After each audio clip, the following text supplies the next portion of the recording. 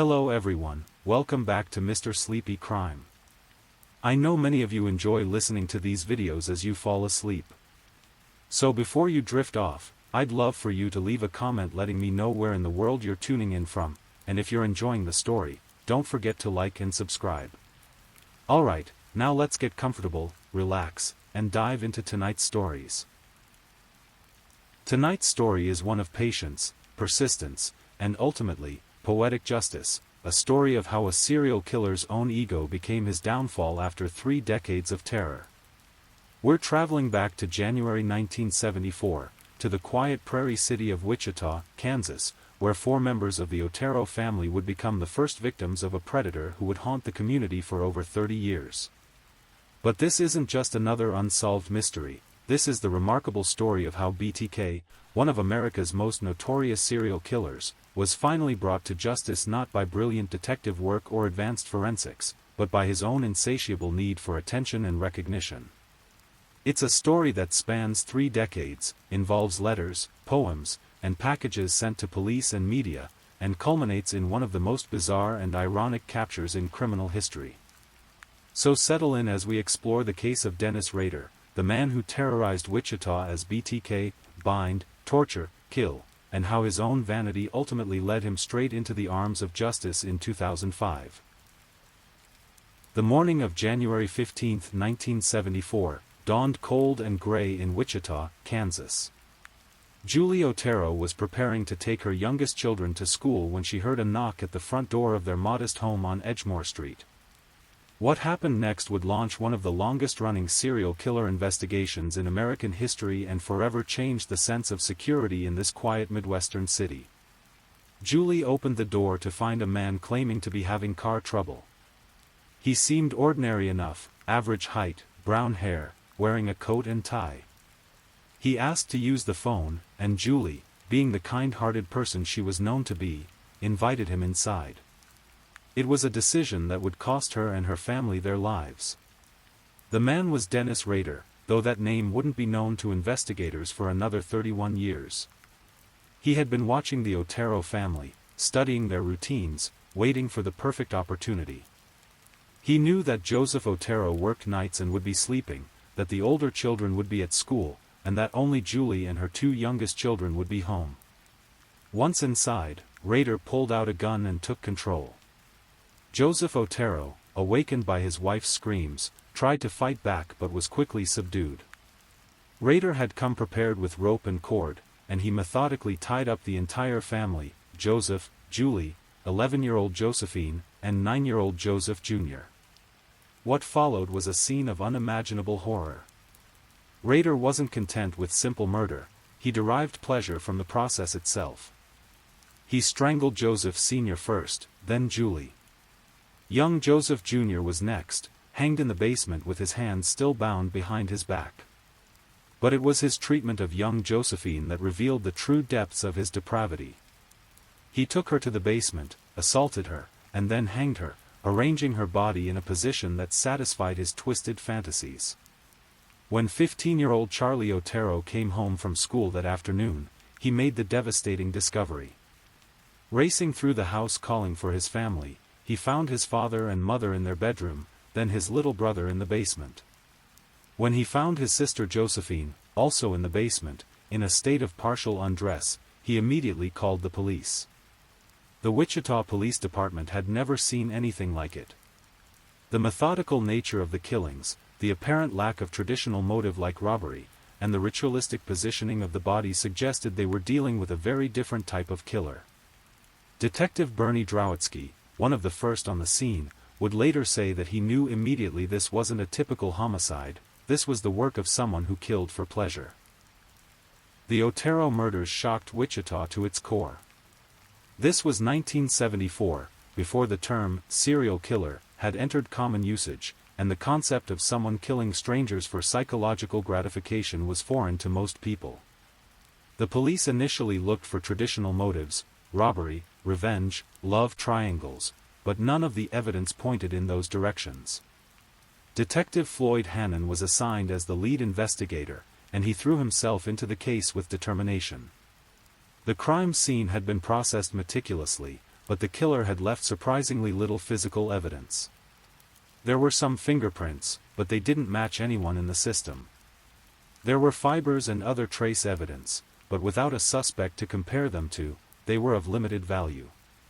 What struck investigators most was the level of planning and control the killer had displayed. This wasn't a crime of passion or opportunity, it was carefully orchestrated. The killer had brought his own restraints, had known the family's schedule, and had spent considerable time at the scene. He had even helped himself to food from the refrigerator before leaving. The investigation consumed enormous resources. Police interviewed hundreds of people, neighbors, co-workers, anyone who might have had contact with the Otero family. They followed up on every tip, no matter how seemingly insignificant. But as weeks turned to months, they were no closer to identifying the killer. Then, in October 1974, almost 9 months after the murders, something unprecedented happened.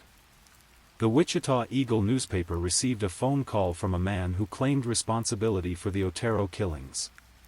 He told them to look in a certain book at the Wichita Public Library, and when they did, they found a letter detailing the murders with information that only the killer could have known. The letter found in the library book was unlike anything law enforcement had seen before. Written in a casual, almost conversational tone, it described the Otero murders in chilling detail. But what made it truly extraordinary was that the killer was claiming credit for his work and seemed to want recognition for what he had done. "I find the newspaper not writing about the murder kind of disappointing," the letter read. The killer went on to provide details about the murders that had never been released to the public, proving that he was indeed the perpetrator. He seemed frustrated that the media wasn't giving him the attention he felt he deserved. Most significantly, the letter contained a signature that would become infamous, BTK. The killer explained that this stood for bind, torture, kill, his preferred method of operation. It was the first time investigators had any sort of name to attach to their unknown subject. The letter was a breakthrough in the investigation, but it was also deeply disturbing. It revealed that they were dealing with someone who not only killed for pleasure but also craved public recognition for his crimes. This wasn't someone who was trying to hide from law enforcement, this was someone who wanted to engage with them, to play a game of cat and mouse. Detective Hannon and his team analyzed every aspect of the letter. Handwriting experts were brought in, and the paper and ink were tested. The killer had been careful, he had used common materials that could be purchased anywhere, and his handwriting, while distinctive, didn't match anything in police files. But the letter also provided valuable psychological insights. FBI profilers, still in the early days of their discipline, suggested that the killer was likely a white male in his 20s or 30s, probably employed, and possibly married. The fact that he was communicating suggested a need for attention and recognition that might eventually lead to his downfall. Unfortunately, the Otero family wouldn't be BTK's only victims. On April 4, 1974, just months after the first murders, he struck again. Catherine Bright, a 21-year-old woman, was at home with her brother Kevin when BTK forced his way inside. Kevin was shot in the face but survived and was able to provide the first description of the killer. Catherine wasn't so fortunate, she was bound and tortured before being stabbed to death. The attack on the Bright siblings followed the same pattern as the Otero murders. The killer had brought restraints, had spent time at the scene, and had displayed the same methodical approach. But this time, he had made a crucial mistake, he had left a survivor. Kevin Bright's description of the attacker was detailed and consistent. He described a white male, average height and build, with brown hair and a mustache. He was well dressed and had spoken in a calm, controlled voice even while committing violence. Most importantly, Kevin's description matched witness accounts from the Otero neighborhood of a man seen in the area on the day of those murders. For the next several years, BTK seemed to disappear. There were no more murders that matched his MO, and no more communications. Some investigators hoped that he had moved away, been imprisoned for other crimes, or perhaps had died. But those familiar with serial killer behavior knew better. He was likely still out there, either lying dormant or possibly committing crimes that hadn't been connected to him yet. Then, in March 1977, BTK struck again. Shirley Vian, a 24-year-old mother of 3, was murdered in her home while her children were present. BTK had called the police to report a domestic disturbance at the address, ensuring that the children would be found quickly after he left. It was a chilling indication that he was capable of both ruthless murder and twisted acts of what he might have considered mercy. In December 1977, BTK sent another letter, this time to the Wichita Police Department directly. Again, he provided details that only the killer could have known, and again, he seemed frustrated by what he perceived as inadequate media coverage. He included a poem about the Shirley Vian murder and made it clear that he was still active and still in the Wichita area. The communications were both a blessing and a curse for investigators. On one hand, they provided valuable evidence and insights into the killer's psychology.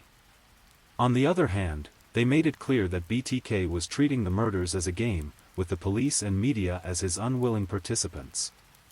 Detective Hannon, now the senior investigator on what had become known as the BTK case, worked tirelessly to analyze every communication.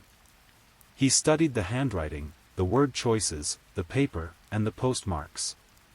He was building a profile of the killer based not just on his crimes but on his communications, and he was becoming convinced that BTK was someone who lived and worked in Wichita. The investigation took on a different character than most serial killer cases. Instead of just investigating the murders, police also had to analyze and respond to BTK's communications.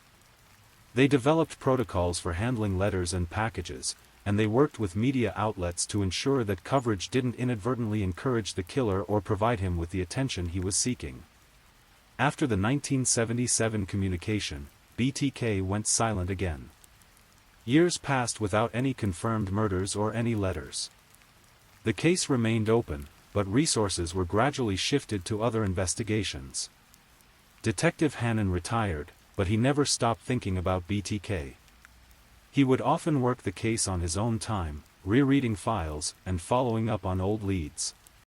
During this period, BTK did kill again, but his crimes weren't immediately connected to the earlier murders. In December 1985, Maureen Hedge, a 53-year-old woman who lived alone, was found murdered in her home. The crime scene was different from the earlier BTK murders. There was no binding or elaborate torture, and the body positioning wasn't as ritualistic. It would be years before investigators realized this was BTK's work.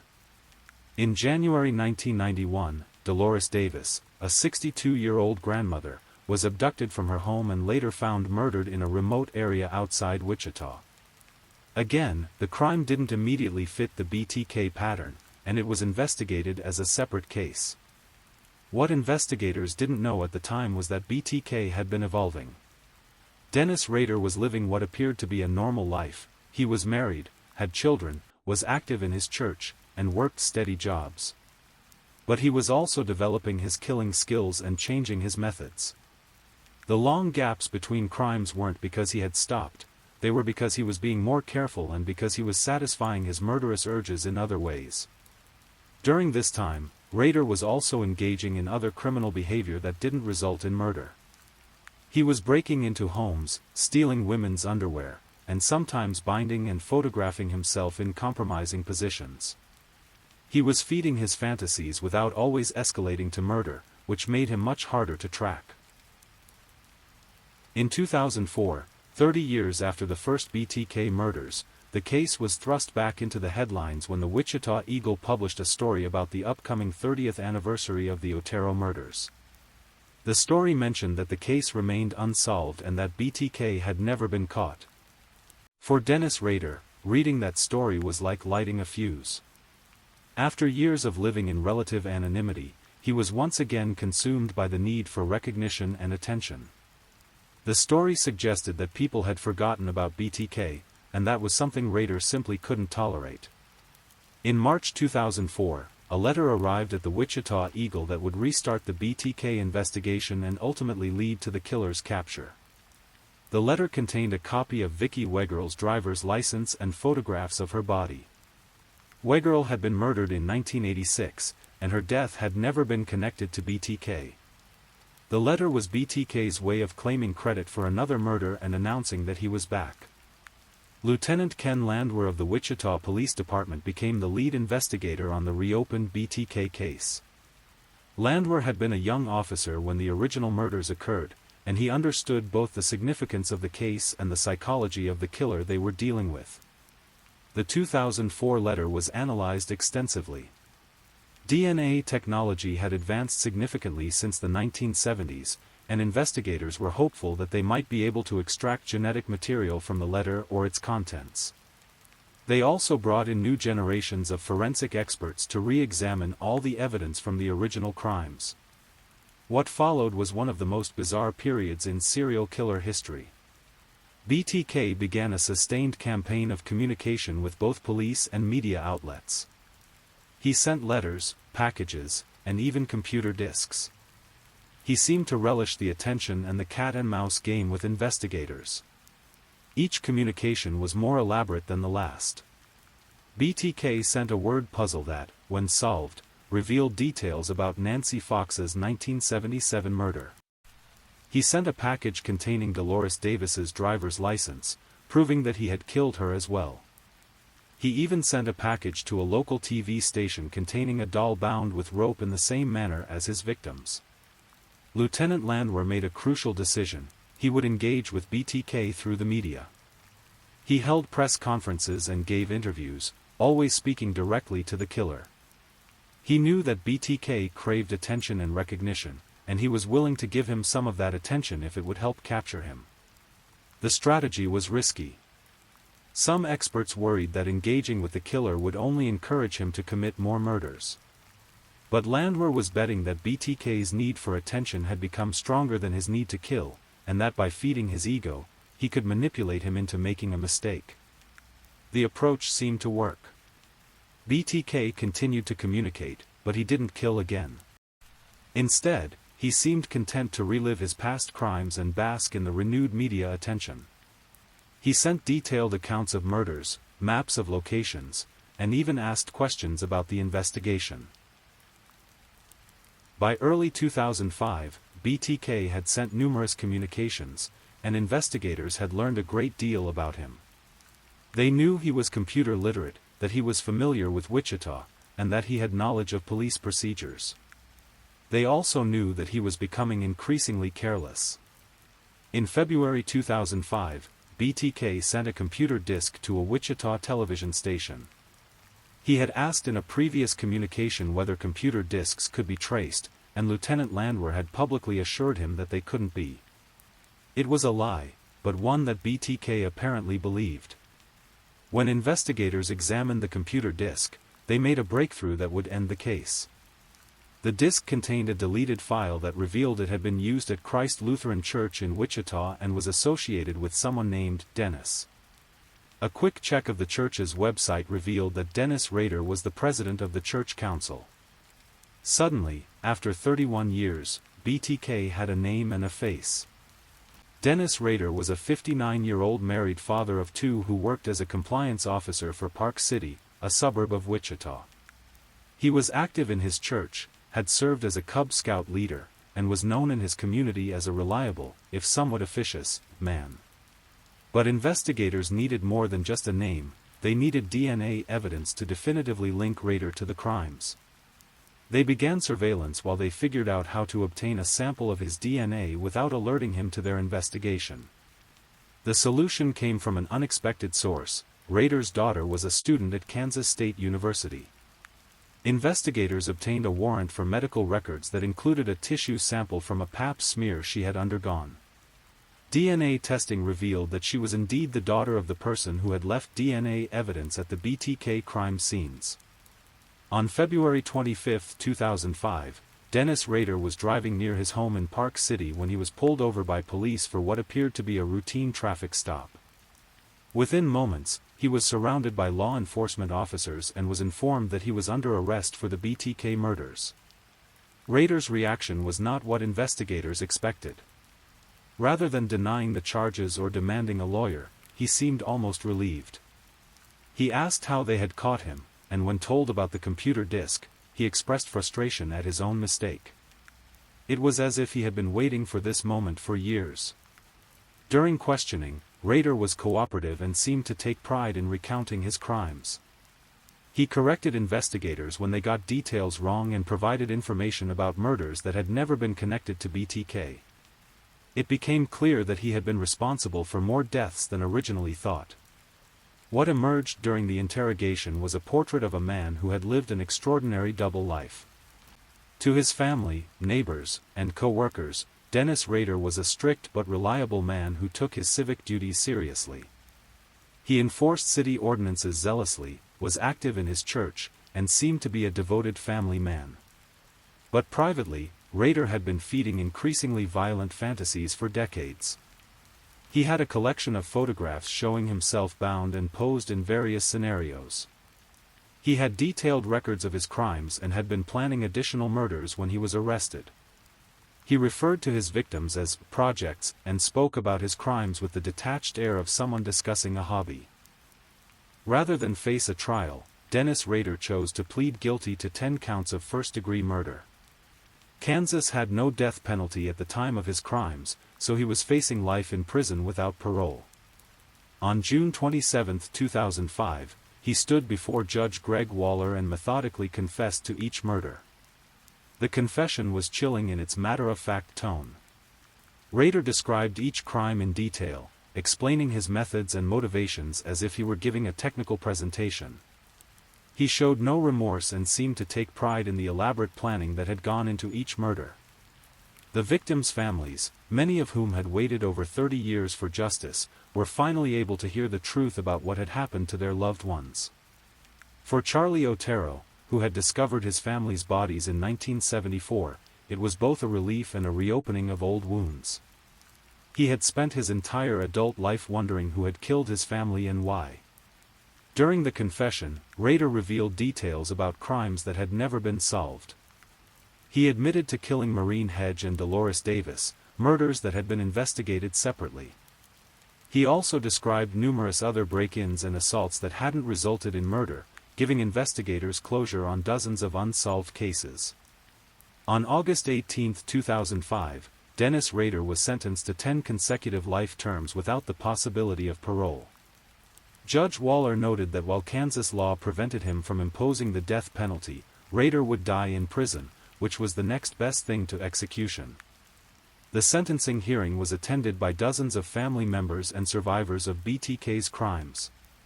Many of them spoke directly to Rader, telling him about the impact his crimes had had on their lives. Rader showed little emotion during these victim impact statements, occasionally nodding or taking notes but never showing genuine remorse. Lieutenant Ken Landwehr, the detective who had orchestrated BTK's capture, was praised for his innovative approach to the investigation. His willingness to engage with the killer and his understanding of BTK's psychology had been crucial to solving the case. The investigation was studied by law enforcement agencies around the world as an example of how to handle serial killer communications. The case also highlighted the power of modern forensic technology. While BTK had managed to evade capture for 3 decades using traditional investigative methods, advances in DNA analysis and computer forensics had ultimately brought him to justice. It was a reminder that even the most careful criminals leave traces that can eventually be used to identify them. Dennis Rader is currently serving his sentence at El Dorado Correctional Facility in Kansas. He spends 23 hours a day in his cell and is allowed 1 hour of recreation time. He has no possibility of parole and will die in prison. Reports from the prison indicate that Rader has adapted well to incarceration. He follows the rules, keeps to himself, and spends much of his time reading and writing. He has shown no signs of rehabilitation or remorse, and prison officials consider him a low-risk inmate who is unlikely to cause trouble. Rader has attempted to maintain correspondence with various people outside prison, including some who study serial killers. However, prison officials monitor all his communications, and he is not allowed to discuss his crimes in detail. His attempts to continue seeking attention and notoriety have been largely thwarted by the restrictions of prison life. Members of his family, including his wife and children, have largely cut ties with him. They have expressed horror at learning about his crimes and have said they never suspected the man they knew as a husband and father was capable of such violence. They have tried to rebuild their lives away from the shadow of his notoriety. The BTK case has had a lasting impact on criminal investigation techniques. The decision to engage directly with the killer through media communications was controversial at the time but has since been recognized as an innovative approach that played a crucial role in the capture. The case also demonstrated the importance of preserving evidence from old crimes. DNA samples that were collected in the 1970s, long before DNA analysis was possible, proved to be crucial to confirming Rader's identity. Many law enforcement agencies have since invested heavily in evidence storage and preservation systems. The psychological profile of Dennis Rader has been studied extensively by criminologists and behavioral analysts. His ability to maintain a normal outward appearance while secretly committing horrific crimes has provided insights into the psychology of serial killers and the phenomenon of compartmentalization. The case has also been significant in the study of serial killer communications. BTK's letters and packages provided unprecedented insight into the mindset of an active serial killer. The fact that his own need for attention ultimately led to his capture has been cited as an example of how personality traits that help serial killers initially evade capture can eventually become their downfall. The BTK case stands as one of the most remarkable examples of patience and persistence in criminal investigation. For 31 years, the case remained unsolved despite the enormous resources devoted to it. Generations of investigators worked on the case, each contributing pieces to a puzzle that wouldn't be completed until 2005.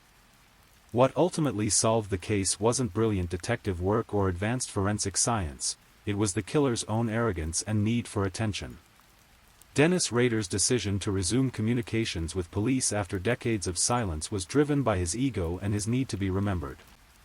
That same ego prevented him from taking proper precautions when using technology, leading to the computer disk that revealed his identity.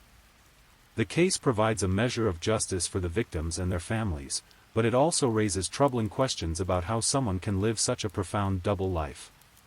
Dennis Rader murdered 10 people in horrific ways, yet he was able to maintain the facade of a normal, even respectable, life for decades.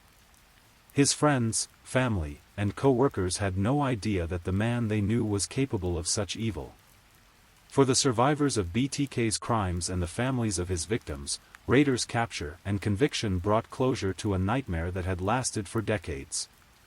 Charlie Otero, who discovered his family's bodies in 1974, was finally able to look his family's killer in the eye and know that justice had been served. The BTK case reminds us that evil can hide behind the most ordinary facades, but it also demonstrates that patience, persistence, and the careful preservation of evidence can eventually bring even the most elusive killers to justice. Dennis Rader thought he was smarter than the police, but in the end, his own vanity and need for recognition led him directly into their hands. As Dennis Rader sits in his prison cell for the rest of his natural life, the families of his victims can finally rest knowing that their loved one's killer will never hurt anyone else. The reign of terror that began with the Otero family murders in 1974 is finally over, and justice, though delayed, has ultimately been served. Honestly. To my amazing subscribers who've been rocking with me, thank you for your continued support. I'm grateful for each and every one of you. If you're enjoying the content, please consider sharing it with others who might appreciate it too. And to those who haven't subscribed yet, I'd love for you to join our community, so you don't miss our daily true crime stories for sleep. And please don't forget to comment where you're listening from and the current time in your corner of the world. Now, let's move on to our next story. Story 2. You know, sometimes justice takes more than 5 decades to arrive. Tonight, I want to tell you about Rita Curran, a 24-year-old school teacher from Burlington, Vermont, whose life was cut short on a summer night in 1971, and how a discarded cigarette butt would finally reveal her killer's identity 52 years later. This is a story about patience, perseverance, and the way that science can reach across the decades to speak for those who can no longer speak for themselves. It's about a family that never gave up hope, investigators who refuse to let a case gather dust, and how the smallest piece of evidence can hold the biggest truth. So let me take you back to the summer of 1971, to a small apartment in Burlington, Vermont, where a young woman was just beginning to build the life she'd always dreamed of. Rita Patricia Curran was born on March 15, 1947, in Burlington, Vermont, the daughter of Irish Catholic parents who had instilled in her a strong sense of family, faith, and the importance of education. She was the kind of person who remembered everyone's birthday, who sent handwritten thank you notes, and who could make anyone feel like the most important person in the room. In the summer of 1971, Rita had just taken a significant step in her young life. She had moved out of her parents' home for the first time and into her own apartment. At 24, this was considered quite independent for a young woman in 1971, especially in a close-knit community like Burlington. But Rita was determined to establish her independence while pursuing her career as an elementary school teacher. Her apartment was located at 179 Brooks Avenue, a modest two-story building in what was then a quiet residential neighborhood near the University of Vermont campus. Rita shared the apartment with a roommate, which was both practical financially and socially acceptable for two unmarried women at the time. The apartment itself was simple but comfortable: 2 bedrooms, a small living room, a kitchen, and a bathroom. Rita had decorated her space with care, choosing cheerful colors and comfortable furniture that reflected her warm personality. She had photographs of her family displayed prominently, books scattered throughout the living areas, and the kind of small touches that made a place feel like home. The summer of 1971 was a time of change in America. The Vietnam War was raging, the civil rights movement was reshaping society, and young people were questioning traditional values and embracing new freedoms. For Rita, though, her focus was more personal and immediate. She was enjoying her newfound independence and preparing for the upcoming school year. Burlington in 1971 was still very much a small city where people knew their neighbors, where front doors were often left unlocked, and where a young woman could walk home alone at night without much concern. The University of Vermont brought some cosmopolitan energy to the town, but it remained fundamentally a safe, quiet place where serious crime was rare. Rita had spent the early part of the summer getting settled in her new apartment and enjoying the freedom of living on her own schedule. She would often take walks around the neighborhood in the evenings, visit with friends, and spend time reading in the small backyard behind the apartment building. She was also preparing for the new school year, which would begin in September. Rita loved teaching and was particularly good with the younger children, who responded to her gentle manner and genuine interest in their lives. She had already begun planning lessons and thinking about how to make the upcoming year special for her students. Monday, July 19, 1971, started like any other summer day for Rita. The weather was warm and humid, typical for Vermont in July, with temperatures reaching into the 80s. Rita had spent the day at home, taking care of some household tasks and enjoying a relatively quiet day. In the evening, Rita decided to visit with some neighbors who lived in the same building. This was typical for her. She was sociable and had quickly become friendly with the other tenants. The building housed several young adults, including other teachers and university students, creating a small community of peers who often spent time together. Rita spent the evening chatting with friends, sharing stories and enjoying the kind of easy conversation that comes with warm summer nights when no one is in a hurry to be anywhere else. It was the kind of evening that would have been perfectly forgettable under normal circumstances, just another pleasant summer night in a young woman's life. Around 10:30 p.m., Rita said goodnight to her friends and returned to her own apartment. Her roommate was away that night, so Rita was alone in the apartment, something that didn't concern her in what she considered a safe neighborhood and building. Rita followed her usual nighttime routine. She changed into her housecoat, a light cotton robe that was comfortable for the warm summer weather. She may have watched a little television or read for a while before preparing for bed. Everything about the evening was routine, ordinary, safe. But sometime after 11 p.m., Rita's quiet evening was shattered by an intrusion that would end her life and haunt her family and community for more than 5 decades. The exact sequence of events that night may never be fully known, but investigators were able to piece together the basic facts from the physical evidence found at the scene. Someone had entered Rita's apartment, whether through an unlocked door or by some other means was never definitively determined. What followed was a brutal attack that ended Rita's life. She was found the next morning by her roommate, who had returned to discover a scene that would forever change everyone who knew Rita Curran.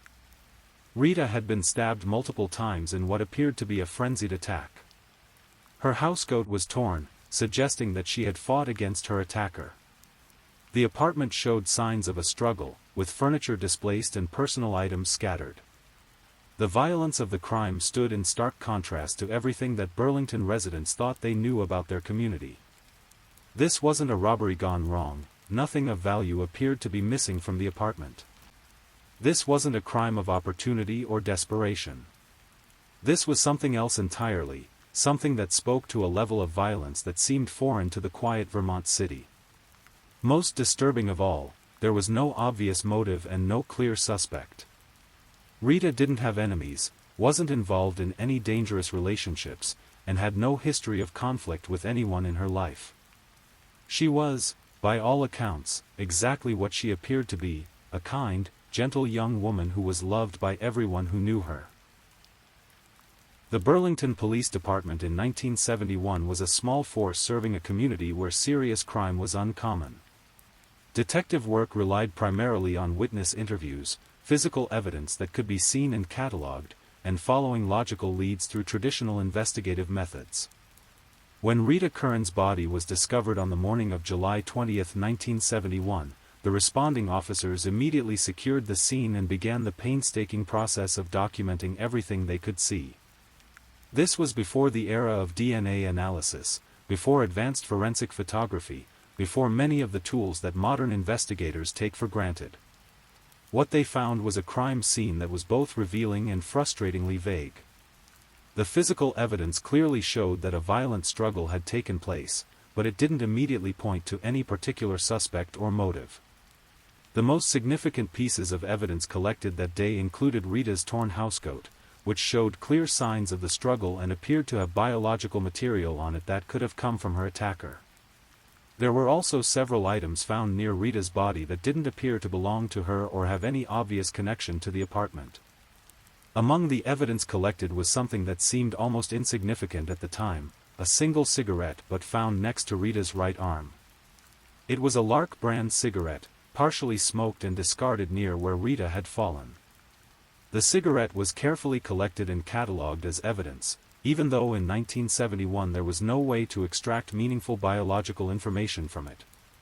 The investigating officers made note of the brand and the fact that it didn't match any cigarettes found elsewhere in the apartment, suggesting it had been left by the attacker. Detective work in 1971 meant that this cigarette but was filed away with the other physical evidence, waiting for some future development that might make it useful. The investigators had no way of knowing that this small piece of trash would eventually become the key to solving Rita's murder more than 5 decades later. The initial investigation focused on the most obvious possibilities. Detectives interviewed Rita's family, friends, co-workers, and neighbors, looking for anyone who might have had reason to harm her or who might have been in the area that night. They examined Rita's personal relationships, looking for any romantic connections that might have turned dangerous. They investigated her work life, checking for any conflicts with colleagues or parents of students. They explored the possibility that this had been a random crime, perhaps committed by someone who had been prowling the neighborhood looking for opportunities. Every lead was followed, every potential suspect was investigated, every possible motive was explored. The Burlington Police Department committed significant resources to the case, understanding that the brutal murder of a young teacher in their community demanded their best efforts. But despite months of intensive investigation, no clear suspect emerged. The physical evidence, while extensive, didn't point to any particular individual. The witness interviews revealed nothing suspicious or concerning about Rita's life or relationships. The case began to cool as investigators ran out of fresh leads to pursue. One of the people interviewed during the original investigation was William DeRoos, a 31-year-old man who lived in the same apartment building as Rita. DeRoos had moved into the building sometime in early 1971, making him a relatively new resident but someone who would have been familiar with the building's layout and routines. During his initial interview, DeRoos appeared cooperative and expressed appropriate shock and sadness about what had happened to Rita. He claimed to have been home the night of the murder but said he hadn't heard or seen anything unusual. His apartment was in a different part of the building, which could explain why he might not have been aware of what was happening to Rita. DeRoos told investigators that he barely knew Rita, had only spoken to her in passing, and had no reason to wish her harm. He seemed like any other neighbor who was trying to be helpful to the police while processing the shock of having a violent crime occur so close to his own home. What the investigators didn't know in 1971 was that William DeRoos had a history that might have made him a more interesting suspect if they had been able to access more comprehensive background information. The systems for sharing information between different police departments and jurisdictions were limited, making it difficult to piece together a complete picture of someone's past. DeRoos was interviewed, his basic information was recorded, and he was eliminated as a suspect based on the limited tools available to investigators at the time. He continued living in the apartment building for a while after Rita's murder, then eventually moved away from Burlington entirely. By late 1972, the Rita Curran case had officially become what police call a cold case. All immediate leads had been exhausted, all obvious suspects had been cleared, and no new information was coming in despite ongoing appeals to the public for assistance. The evidence from the crime scene was carefully preserved and stored, following the best practices of the time. Rita's torn housecoat, the cigarette butt, photographs of the scene, witness statements, and all other materials were boxed up and placed in the department's evidence storage, where they would wait for decades. Rita's family never gave up hope that her killer would eventually be found, but as the years passed, that hope became more and more difficult to maintain. The 1970s became the 1980s, then the 1990s, and still there were no new developments in Rita's case. Her parents aged and eventually passed away without ever learning who had killed their daughter. Her siblings grew up, married, had children of their own, and tried to build lives while carrying the weight of unresolved grief and unanswered questions. The Burlington Police Department never formally closed the case, but it became one of those files that was pulled out periodically when a new detective wanted to take a fresh look, or when new investigative techniques became available, or when someone called with a tip that usually led nowhere. For more than 4 decades, Rita Curran's murder remained unsolved, her killer unpunished, and her family without the closure that comes with knowing the truth. While Rita Curran's case file gathered dust in the Burlington Police Department's evidence storage, the world of criminal investigation was undergoing a revolution that would eventually reach back across the decades to speak for Rita and countless other victims. DNA analysis was first used in a criminal investigation in 1986, and by the 1990s, it was becoming a standard tool for investigators. But the early techniques required relatively large samples of biological material and were expensive and time-consuming to perform. As the technology improved throughout the 1990s and 2000s, it became possible to extract DNA profiles from smaller and smaller samples, from older evidence, and from materials that had previously been considered unusable. What had once required a large bloodstain could now be accomplished with a few cells left on a piece of clothing or a tiny amount of saliva on a discarded piece of trash. By the 2010s, DNA analysis had advanced to the point where investigators could work with what's called touch DNA, the microscopic amounts of genetic material that we all leave behind simply by handling objects. A fingerprint on a glass, skin cells left on clothing, saliva on a cigarette butt, all of these could potentially yield enough DNA to identify an individual. Police departments across the country began to realize that their evidence storage rooms were full of cold cases that might be solvable using these new techniques. Cases that had been considered hopeless for decades suddenly represented opportunities to bring closure to families and justice for victims. The challenge was that there were thousands of these cases, limited resources for testing, and no guarantee that older evidence would yield usable results. Departments had to prioritize which cases to revisit, often focusing on the most serious crimes and those with the best preserved evidence. The Burlington Police Department was no exception. They had accumulated dozens of unsolved cases over the decades, ranging from burglaries to assaults to homicides. With limited resources, they had to choose carefully which cases might benefit from the application of new DNA techniques. Rita Curran's case was an obvious candidate. It was a homicide, it had received significant attention over the years, and the evidence had been carefully preserved since 1971. Most importantly, there were biological samples that might contain the killer's DNA, including that cigarette, but that had been sitting in evidence storage for decades.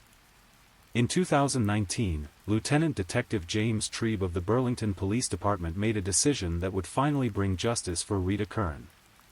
Trebe had been with the department for years and was familiar with many of the cold cases in their files, but Rita's case had always stood out to him.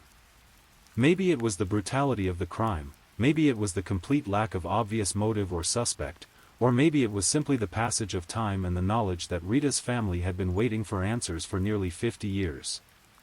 Whatever the reason, Trebe decided that it was time to take another serious look at Rita's case. But Trebe didn't want to just review the old files and hope for inspiration. He wanted to approach the case as if it had just happened, using all the tools and techniques that were available to modern investigators. He assembled a team of detectives and forensic specialists and asked them to forget everything they thought they knew about why the case hadn't been solved. The team began by re-examining every piece of physical evidence that had been preserved from 1971.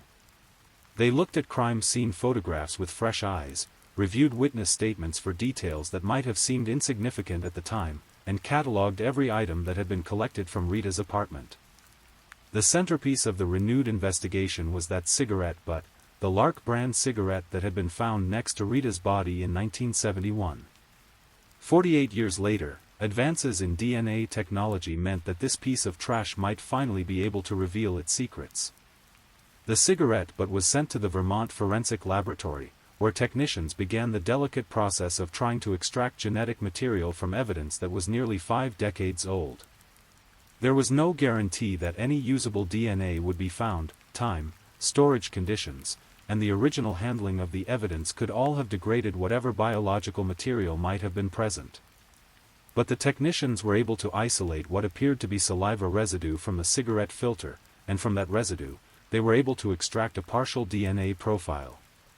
It wasn't a complete profile, DNA degrades over time, and the amount of material was small, but it was enough to potentially identify an individual if they could find a match.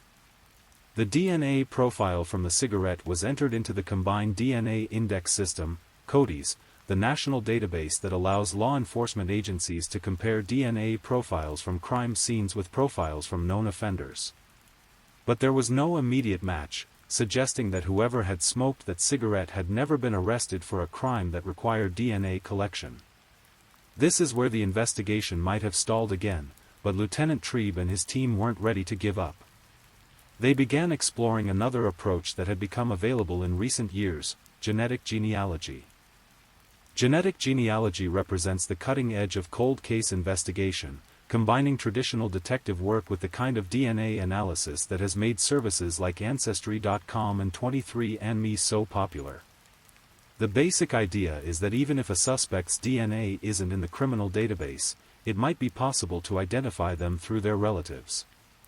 The process works by taking a DNA profile from a crime scene and comparing it to genetic information that people have voluntarily uploaded to public genealogy databases.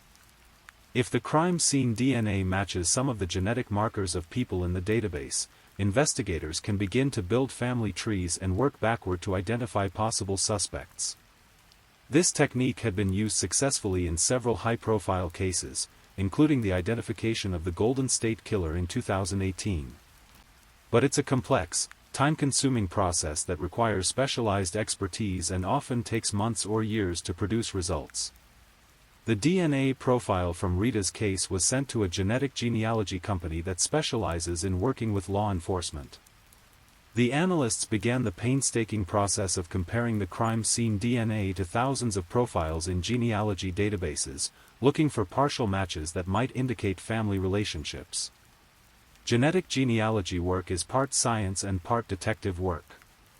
The analysts look for people who share enough genetic markers with the crime scene DNA to suggest they might be related, cousins, siblings, aunts, uncles, or other family members. Then they begin building family trees, working backward through generations to identify common ancestors. Once they have a family tree that might include the perpetrator, they work forward through the generations, identifying all the male descendants who would have been the right age and in the right location at the time of the crime. This creates a list of potential suspects who can then be investigated using traditional detective work. In Rita's case, this process took months of careful analysis. The partial DNA profile from the cigarette made the work more challenging, but eventually, the analysts were able to identify several family lines that might be connected to the crime scene DNA. One of those family lines included a man named William DeRoos, the same William DeRoos who had been interviewed by police in 1971 and had lived in Rita's apartment building at the time of her murder. Suddenly, a man who had been dismissed as a witness 50 years earlier was looking like a potential suspect. But genetic genealogy work provides possibilities, not certainties. The investigators needed to find a way to directly compare DeRoos's DNA to the DNA from the cigarette butt. Lieutenant Trieb and his team now had a name that connected to both the genetic genealogy work and the original investigation, but they faced a significant challenge. William DeRoos had died in 2016, 5 years before they identified him as a potential suspect.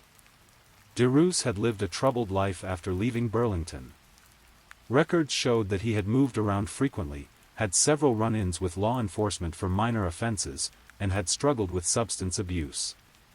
He had died alone in a hotel room in Waterbury, Connecticut, of what appeared to be a drug overdose. The fact that DeRoos was dead meant that investigators couldn't simply ask him for a DNA sample or arrest him for questioning. But it also meant that they needed to be absolutely certain of his guilt before publicly identifying him as Rita's killer, since he would never have the opportunity to defend himself in court. The investigators began working to confirm the genetic genealogy results through other means. They needed to find a way to directly compare DeRoos's DNA to the DNA from the cigarette butt, which meant locating biological samples that could definitively be attributed to him. The solution came through DeRoos's family members. Genetic genealogy had already identified several of his relatives, and investigators reached out to see if any of them would be willing to provide DNA samples for comparison. This is always a delicate process. Investigators have to explain that they're working on a decades-old murder case, that they believe a family member might have been involved, and that they need genetic material to confirm or rule out the connection. Many families are shocked by these requests and need time to process the implications. But in DeRoos's case, the investigators found a half-brother who was willing to cooperate with the investigation. The half-brother provided a DNA sample, which was analyzed to determine how closely it matched the DNA from the cigarette butt found at Rita's crime scene. The results were compelling. The half-brother's DNA showed the kind of genetic similarities that would be expected if William DeRoos had been the source of the DNA on the cigarette. It wasn't absolute proof, siblings and half-siblings share genetic material, but it was strong evidence that supported the genetic genealogy findings. But Lieutenant Trieb and his team weren't satisfied with just the cigarette butt evidence. They went back through all the physical evidence from Rita's case to see if there might be other sources of the killer's DNA that could provide additional confirmation. Rita's torn housecoat had been carefully preserved since 1971, and advances in DNA technology meant that it might be possible to extract genetic material from fabric that had been in contact with her attacker. The garment was sent back to the forensic laboratory for additional testing. The technicians were able to identify areas of the housecoat that appeared to contain biological material, likely transferred during the struggle between Rita and her killer. Using the most advanced DNA extraction techniques available, they were able to isolate genetic material from the fabric. When this DNA was analyzed, it matched the profile that had been extracted from the cigarette butt. This was crucial confirmation that both pieces of evidence had come from the same person. Rita's killer had not only left the cigarette at the scene but had also left genetic material on Rita's clothing during the attack. With multiple sources of DNA all pointing to the same individual, and genetic genealogy work that had identified William DeRoos as the likely source of that DNA, the investigators were confident that they had finally identified Rita's killer. The final step in the investigation was to find additional confirmation of DeRoos's connection to the crime. Investigators re-examined his background more thoroughly than had been possible in 1971, looking for any patterns of behavior or other incidents that might support their conclusions. What they found was troubling. DeRoos had a history of encounters with law enforcement that suggested a pattern of increasingly problematic behavior. While he had never been convicted of a violent crime, there were incidents that suggested he might have been capable of the kind of attack that had killed Rita. The investigators also discovered that DeRoos had moved out of the Brooks Avenue apartment building relatively soon after Rita's murder, which could be seen as consistent with someone who was trying to distance themselves from a crime scene. Perhaps most significantly, they found no evidence that contradicted their conclusion that DeRoos was Rita's killer. His alibi from 1971, that he had been home alone the night of the murder, couldn't be verified and was the kind of statement that could easily have been false. All the evidence pointed in the same direction. William DeRoos, who had lived in the same building as Rita Curran, who had been interviewed and dismissed as a suspect in 1971, was almost certainly the person who had brutally murdered her on July 20, 1971. In early 2023, more than 51 years after Rita's murder, Lieutenant Trieb and his team made the decision that they had enough evidence to close the case. They were confident that William DeRoos was responsible for Rita's death, even though he would never face trial for his crime. This decision wasn't made lightly. Cold cases are typically only closed when investigators are certain of their conclusions, and there's always the possibility that new evidence might emerge that could change their understanding of what happened. But the combination of DNA evidence from multiple sources, genetic genealogy work that had identified DeRoos through his family connections, and the absence of any evidence that contradicted their conclusions made them confident that they had finally solved Rita's murder. The next step was to inform Rita's family, the people who had been waiting more than 5 decades for answers about what had happened to their loved one. Rita Curran's surviving family members had never given up hope that her killer would eventually be identified, but after more than 50 years, that hope had become more of a wish than an expectation. Most of Rita's immediate family, her parents and several siblings, had passed away without ever learning who had killed her. But Rita's nephew, Thomas Curran, and her niece, Mary Kobler, had continued to advocate for their aunt's case over the years. They had maintained contact with the Burlington Police Department, checking periodically for any new developments and making sure that Rita's case wasn't forgotten. In February 2023, Lieutenant Trieb contacted Thomas and Mary to ask if they could come to the police station for a meeting. He didn't explain the purpose of the meeting over the phone, but something in his tone suggested that this might be different from the periodic updates they had received over the years. When Thomas and Mary arrived at the police station, Lieutenant Trieb and his team walked them through everything they had discovered about Rita's case. For the first time in more than 50 years, the family was able to hear the complete story of who had killed Rita and how that conclusion had been reached. The family's reaction was a complex mixture of relief, sadness, and anger.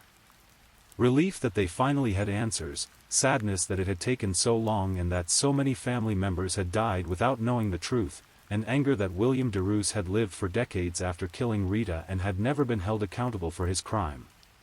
On February 21, 2023, the Burlington Police Department held a press conference to announce that Rita Curran's murder had finally been solved. Burlington Police went public, announcing at a press conference on February 21, 2023 that Vermont's oldest cold case was finally solved. Lieutenant Detective James Trieb stood before a room full of reporters, family members, and community members to explain how advances in DNA technology had finally identified Rita's killer after more than 5 decades. We're all confident that William DeRoos is responsible for the aggravated murder of Rita Curran, but because he died in a hotel room of a drug overdose he will not be held accountable for his actions, but this case will be closed, Trieb announced to the assembled crowd. The press conference provided details about how the case had been solved, from the preservation of evidence in 1971 to the genetic genealogy work that had identified DeRoos as a suspect. Police say the key piece of evidence that allowed them to pin the murder on DeRoos was a cigarette but left at the scene in 1971. It was a Lark cigarette, but that's all they had. It was just a brand name, said Detective Lieutenant Jim Trebe. But they collected it anyway, not knowing that it would eventually solve the case.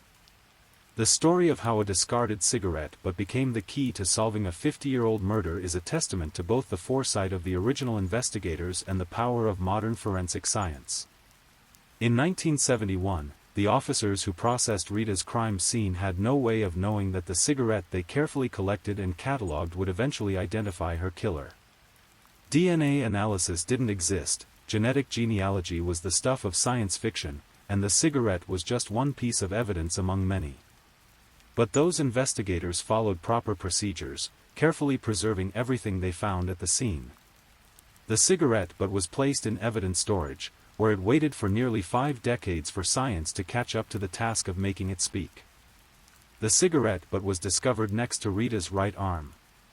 The location where it was found suggested that it had been discarded by Rita's killer, either during or immediately after the attack. The fact that it was a brand that wasn't found elsewhere in Rita's apartment supported the theory that it had been left by an intruder. For 52 years, that cigarette butt held William DeRoos's secret. The saliva he had left on the filter contained his genetic blueprint, waiting for technology to advance to the point where those few cells could be analyzed and identified. The solution of Rita Curran's murder had a profound impact on the Burlington community, particularly among those who had lived there in 1971 and remembered the shock and fear that her killing had caused. For many longtime residents, Rita's case had become a symbol of unfinished business, a reminder that even in their safe, close-knit community, terrible things could happen and sometimes go unpunished. The fact that her killer had finally been identified brought a sense of closure that extended beyond her immediate family. The case also highlighted how much investigative techniques had advanced over the decades. Many other cold cases in Vermont and across the country were being re-examined using similar DNA and genetic genealogy techniques, offering hope to other families who had been waiting for answers. Rita Curran's case represents one of thousands of cold cases that have been solved in recent years through advances in DNA technology and genetic genealogy. What happened in Burlington has been repeated in communities across the country as investigators apply new tools to old evidence. The success of these techniques has led to increased funding for cold case investigations and has changed how police departments think about evidence preservation. Items that might once have been considered too small or too degraded to be useful are now being carefully preserved in the hope that future technology will be able to extract information from them. There's no evidence linking DeRoos to other murders in Vermont, but his DNA is now in a national database. This means that if DeRoos was responsible for other crimes, his genetic profile could potentially be matched to evidence from those cases as well. While the identification of William DeRoos as Rita's killer answered the most important question about her case, it also raised new questions that will likely never be fully answered. Why did DeRoos kill Rita? There was no evidence of any significant relationship between them, no obvious motive, no indication that Rita had done anything to provoke such a violent attack. The randomness of the crime makes it even more disturbing. Rita appears to have been killed simply because she was accessible to someone who was capable of extreme violence. Had DeRoos killed before? His death in 2016 means that investigators will never be able to question him about other unsolved cases, but his DNA profile is now available for comparison to evidence from other crimes. It's possible that other cold cases might eventually be connected to him. Could the case have been solved sooner? This is perhaps the most painful question for Rita's family. The techniques that identified DeRoos in 2023 had been available for several years before Lieutenant Trebe's team applied them to Rita's case. If the investigation had been renewed a few years earlier, Rita's family might have had answers while more of her immediate relatives were still alive. Justice for Rita Curran came 52 years late, long after her killer had lived a full life and died of natural causes. William DeRoos never faced trial for his crime, never had to answer for what he had done to a young woman who had never harmed anyone.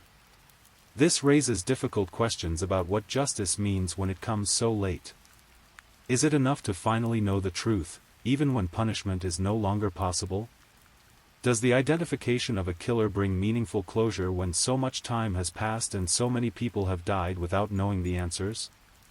For Rita's surviving family members, the answer seems to be yes. After more than 5 decades of wondering, questioning, and hoping, they finally know who killed their loved one and how that conclusion was reached. The uncertainty that had haunted them for so long has been replaced by difficult but definitive truth. Rita Curran has been gone for more than 50 years now, but her story continues to have meaning and impact.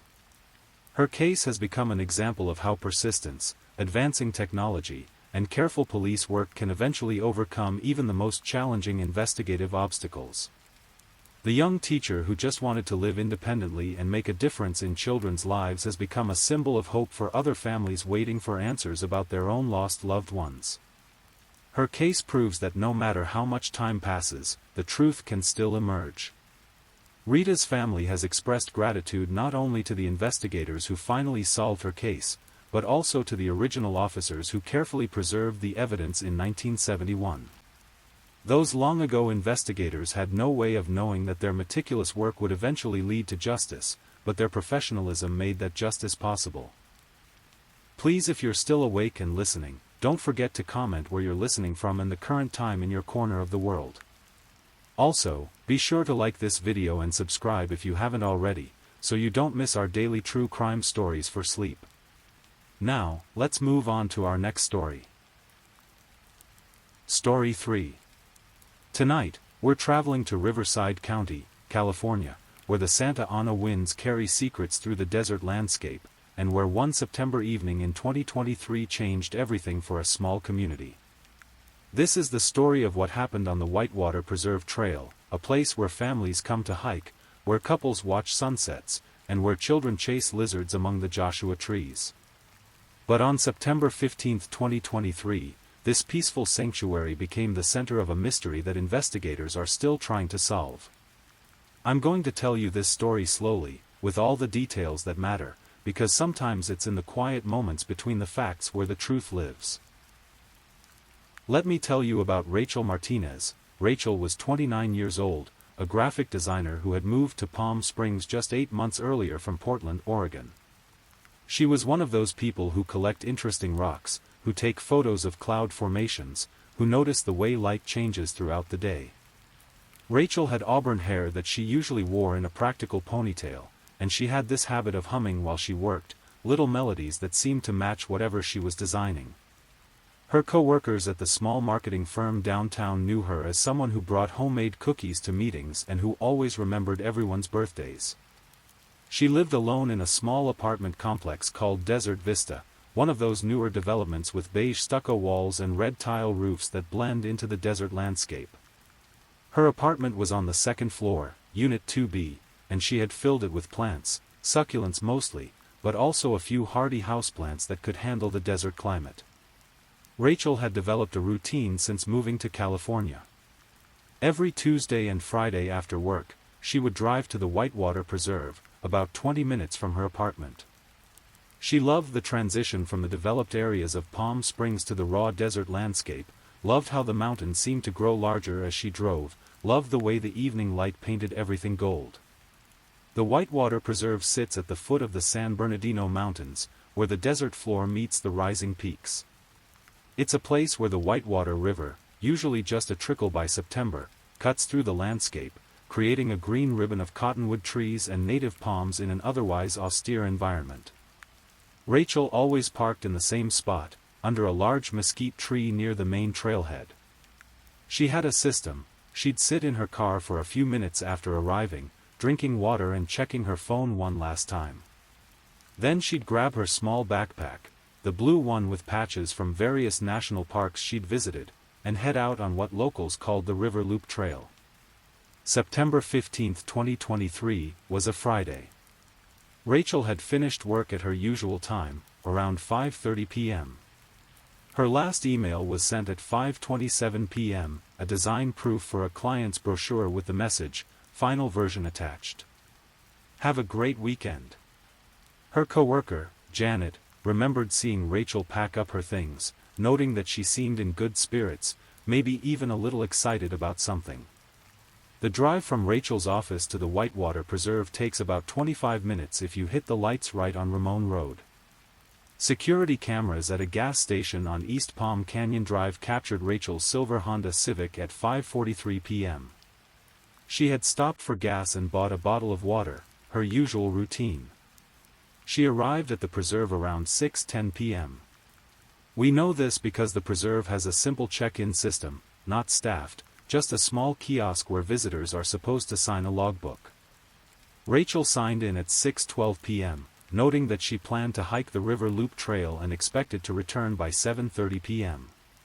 The River Loop Trail is considered easy to moderate, about 2.8 miles total, winding through desert scrub and along the seasonal riverbed. In September, the water is minimal, more like a series of pools connected by damp sand, but the wildlife is active in the cooler evening hours. It's not uncommon to see roadrunners, coyotes in the distance, and various desert birds. Rachel started her hike carrying her usual gear, the blue backpack containing 2 bottles of water, a small first aid kit, her phone, which showed a full charge when she last used it, some trail nuts, and a compact digital camera.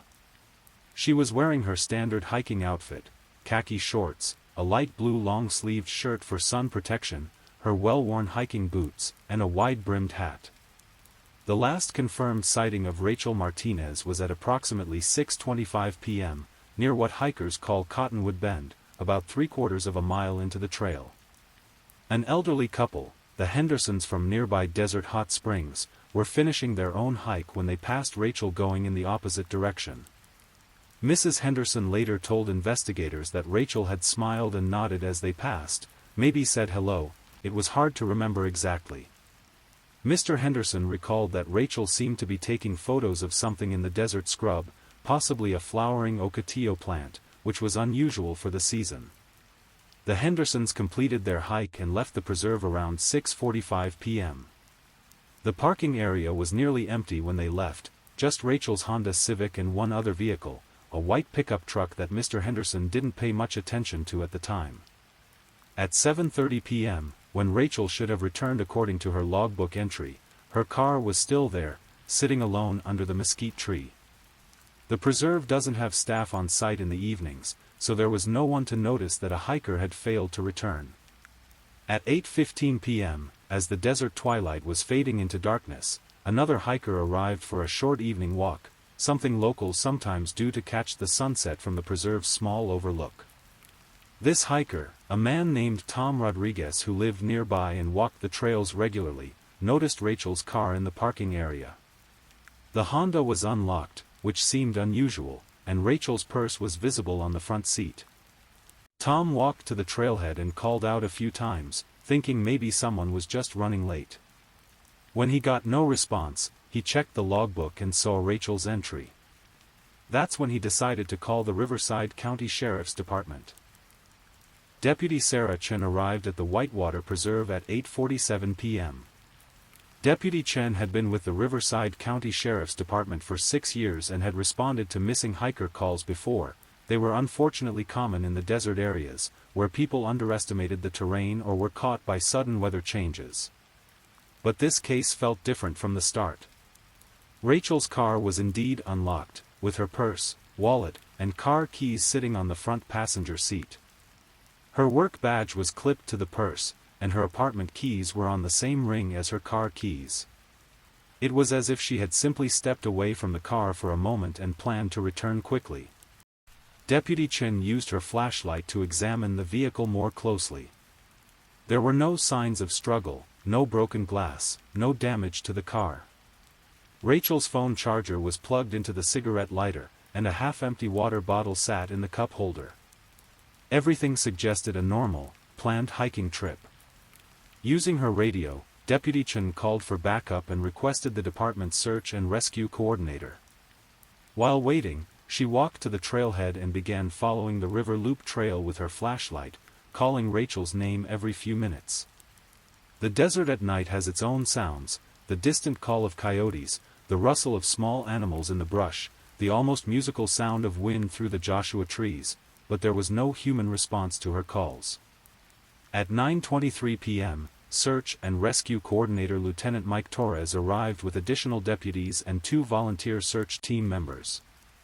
Lieutenant Torres had been coordinating desert searches for over 12 years and had seen everything from simple cases of someone taking a wrong turn to more complex situations involving accidents, medical emergencies, and worse.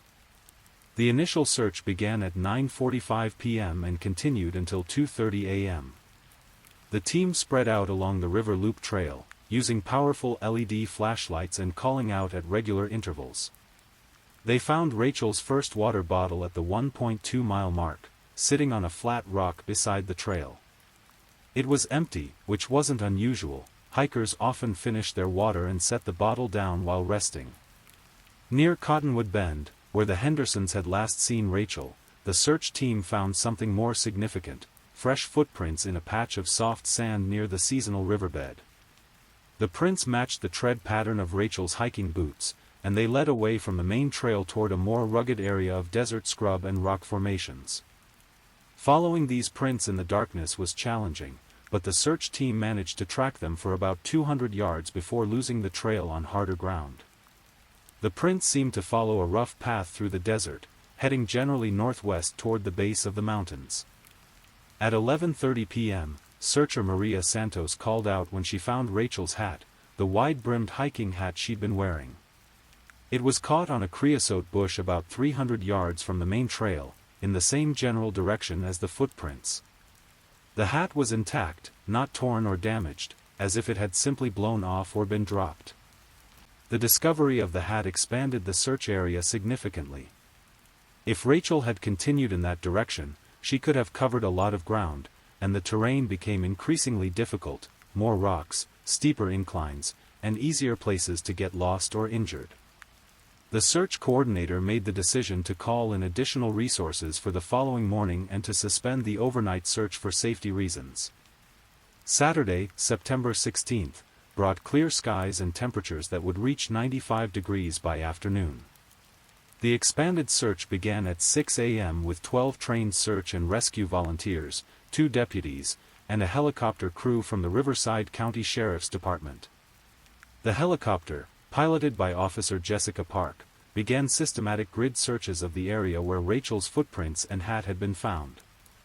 From the air, the desert revealed its true complexity.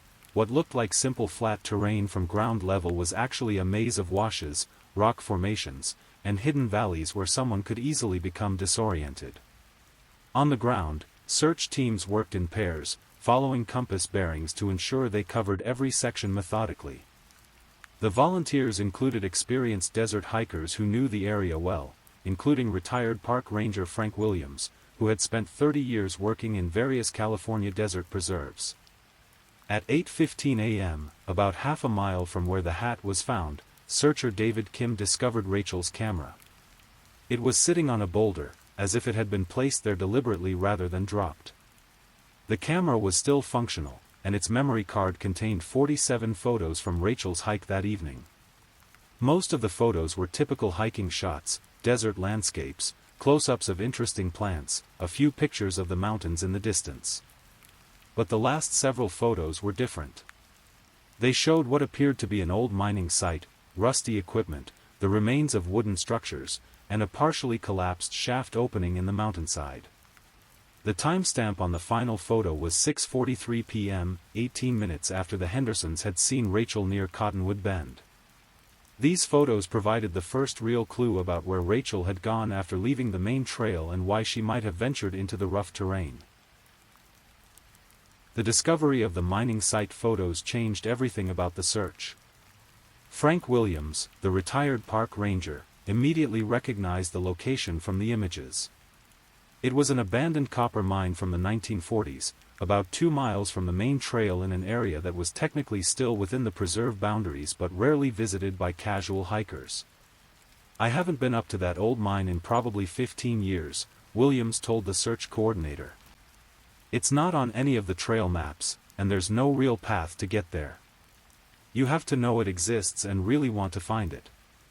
The mine site was accessible, but it required scrambling over rocky terrain and following what was basically a deer path through dense desert scrub. It would take an experienced hiker about 45 minutes to reach it from where Rachel's hat was found, which matched the timeline suggested by her camera's timestamps. A specialized search team was dispatched to the mining site, including 2 members with experience in abandoned mine searches. Mines, even old ones, present unique dangers, unstable structures, hidden shafts, dangerous gases that can accumulate in enclosed spaces, and the possibility of getting lost in underground passages. The search team reached the abandoned mine site at 11:30 a.m. The location was exactly as shown in Rachel's photographs: scattered rusty equipment, the remains of wooden structures weathered gray by decades of desert sun, and the dark opening of the main shaft descending into the mountainside. What they found there raised more questions than it answered. Rachel's second water bottle was sitting on a flat piece of mining equipment, still half full. Her small first aid kit was nearby, opened and with some items scattered around: band-aids, antiseptic wipes, and a small roll of medical tape. But there was no sign of Rachel herself, and no indication of what might have happened to her. The mine shaft opening was partially blocked by old timber and debris, but it was clear that someone could still enter if they were determined to do so. Search and rescue specialist Tom Bradley examined the opening carefully with a powerful flashlight, looking for any signs that someone had gone inside. The disturbed dust patterns suggested recent activity, Bradley later reported. But it was impossible to say for certain whether someone had entered the mine or just explored around the opening. The team called for additional equipment to safely explore the mine shaft: proper ventilation fans, gas detectors, ropes, and lights. Mine rescue is a specialized field, and they weren't going to take any chances with the safety of the search team members. By 3 p.m., the mine rescue equipment had arrived, along with 2 specialists from the California Department of Conservation's Abandoned Mine Lands Unit. These were the people who knew how to safely navigate the dangers of old mining operations. The main shaft descended at about a 30-degree angle for approximately 150 feet before leveling off into a larger chamber. The air quality was tested and found to be safe, though stale and dusty. Using powerful LED lights, the team began a systematic exploration of the underground passages. The mine was larger than expected. Beyond the main chamber, several tunnels branched off in different directions, some blocked by cave-ins, others extending further into the mountain. The walls showed the pick marks of miners from 80 years ago, and the floor was covered with decades of dust and debris that had blown in from the desert above. In the main chamber, the search team found something significant: fresh footprints in the dust. The prints were consistent with Rachel's hiking boots, and they led from the shaft entrance toward one of the side tunnels. Following the prints required careful navigation through areas where the ceiling was low and the footing uncertain. About 75 feet into the side tunnel, searcher Patricia Gonzalez found Rachel's blue backpack. It was sitting against the tunnel wall, zipped closed and apparently undisturbed. Inside, investigators later found Rachel's identification, some trail nuts, and a small notebook where she liked to jot down thoughts and observations during her hikes. The final entry in the notebook, written in Rachel's careful handwriting, was timestamped 7:15 p.m. on September 15, found the most amazing place. Going to explore a little more before heading back. The geology here is incredible, layers of rock that tell the story of millions of years. I can see why the miners thought there might be something valuable buried in here. The tunnel where Rachel's backpack was found continued for another 200 feet before ending at a wall of collapsed rock and debris. The cave-in appeared to be old, probably decades old, and there was no way to pass through it. The search team examined every inch of the tunnel, looking for any sign of where Rachel might have gone, but found nothing more. Other tunnels in the mine were explored over the following hours, but none showed any evidence of recent human activity. By 8 p.m., as darkness was falling again, the mine search was concluded. Every accessible area had been thoroughly examined, and there was no sign of Rachel Martinez anywhere in the underground workings. The search coordinator faced a puzzling situation. All of Rachel's belongings, her car, her hiking gear, her camera, her backpack, had been found. They had a clear trail of where she had gone, right up to the point where she entered the abandoned mine. But Rachel herself had simply vanished. It was like she had walked into that mountain and disappeared, Lieutenant Torres later said. We had followed her every step, found every item she had carried, read her last thoughts in her own handwriting. But somehow, she had managed to disappear without a trace from a place that we had searched completely. As the search efforts continued over the following days, investigators began to focus on the puzzling details that didn't quite fit together. Detective Maria Santos of the Riverside County Sheriff's Department took over the case, bringing her 15 years of experience investigating missing persons cases in the desert regions of Southern California. The first question that bothered Detective Santos was the timeline. According to the timestamps on Rachel's camera, she had taken her last photos at the mining site at 6:43 p.m. Her notebook entry was written at 7:15 p.m. But the Hendersons had last seen her at 6:25 p.m. near Cottonwood Bend, which was at least a 45-minute hike from the mining site over difficult terrain. Either Rachel was a much faster hiker than anyone realized, Detective Santos noted in her case file, or there was something wrong with our understanding of the timeline. Detective Santos interviewed Rachel's co-workers, friends, and family members in Portland. What emerged was a picture of someone who was methodical, careful, and not prone to taking unnecessary risks. Rachel's sister, Jennifer, described her as someone who always left detailed itineraries when traveling and who never failed to check in as promised. Rachel was the most responsible person I knew, Jennifer said during a phone interview. She researched everything, planned everything, and never did anything impulsive. If she went into that mine, she had a good reason, and she would have been careful about it. Detective Santos also followed up on Mr. Henderson's mention of the white pickup truck that had been in the parking area when he and his wife finished their hike. Going through the preserve's informal visitor logs, she found that several other hikers had noticed the same vehicle on different occasions over the previous month. The truck was described as an older model, possibly from the 1990s, with some visible rust and what looked like mining or construction equipment in the bed. Most witnesses hadn't paid close attention to it, but one hiker, Margaret Chen, no relation to Deputy Chen, had noticed the truck because it seemed out of place. Most people who hike at the preserve drive smaller cars or SUVs, Margaret told Detective Santos. This truck looked like it belonged on a job site, not a hiking trail. And I saw it there on different days, always parked in the same spot, like whoever owned it was familiar with the area. Despite extensive efforts to identify the white pickup truck, including checking with local mining companies, construction firms, and utility companies, investigators were unable to locate the vehicle or its owner. The truck seemed to have disappeared as completely as Rachel herself. Detective Santos consulted with Dr. Robert Chambers, a geologist from UC Riverside who specialized in the mining history of the region.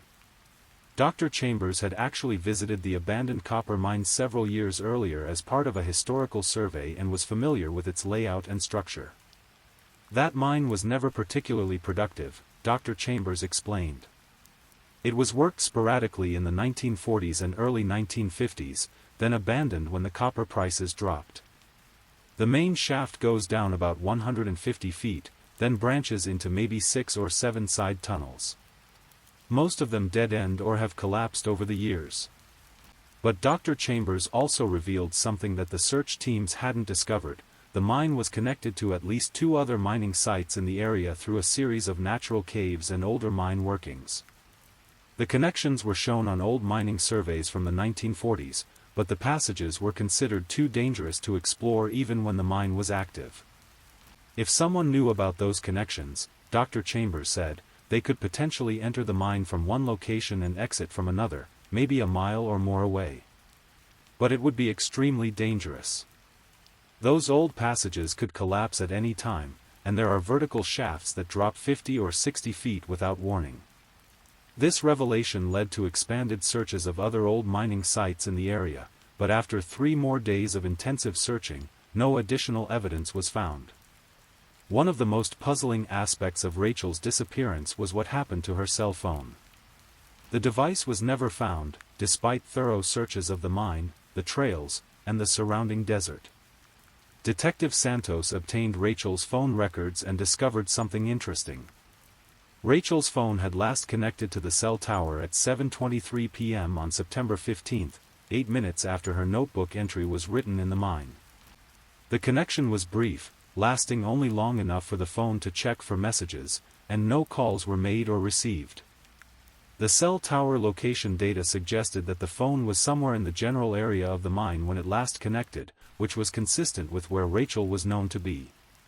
But then the phone simply stopped connecting to any towers and hasn't been detected since. Modern phones are pretty hard to completely disable, Detective Santos noted. Even when they're turned off, they usually send out periodic signals to check for service. Rachel's phone just went completely silent, as if it had been destroyed or taken somewhere with no cell coverage at all.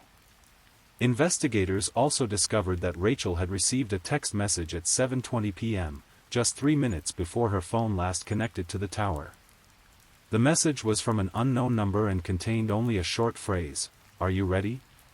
When Detective Santos tried to trace the number, she found that it was associated with a prepaid phone that had been purchased with cash and activated only that day.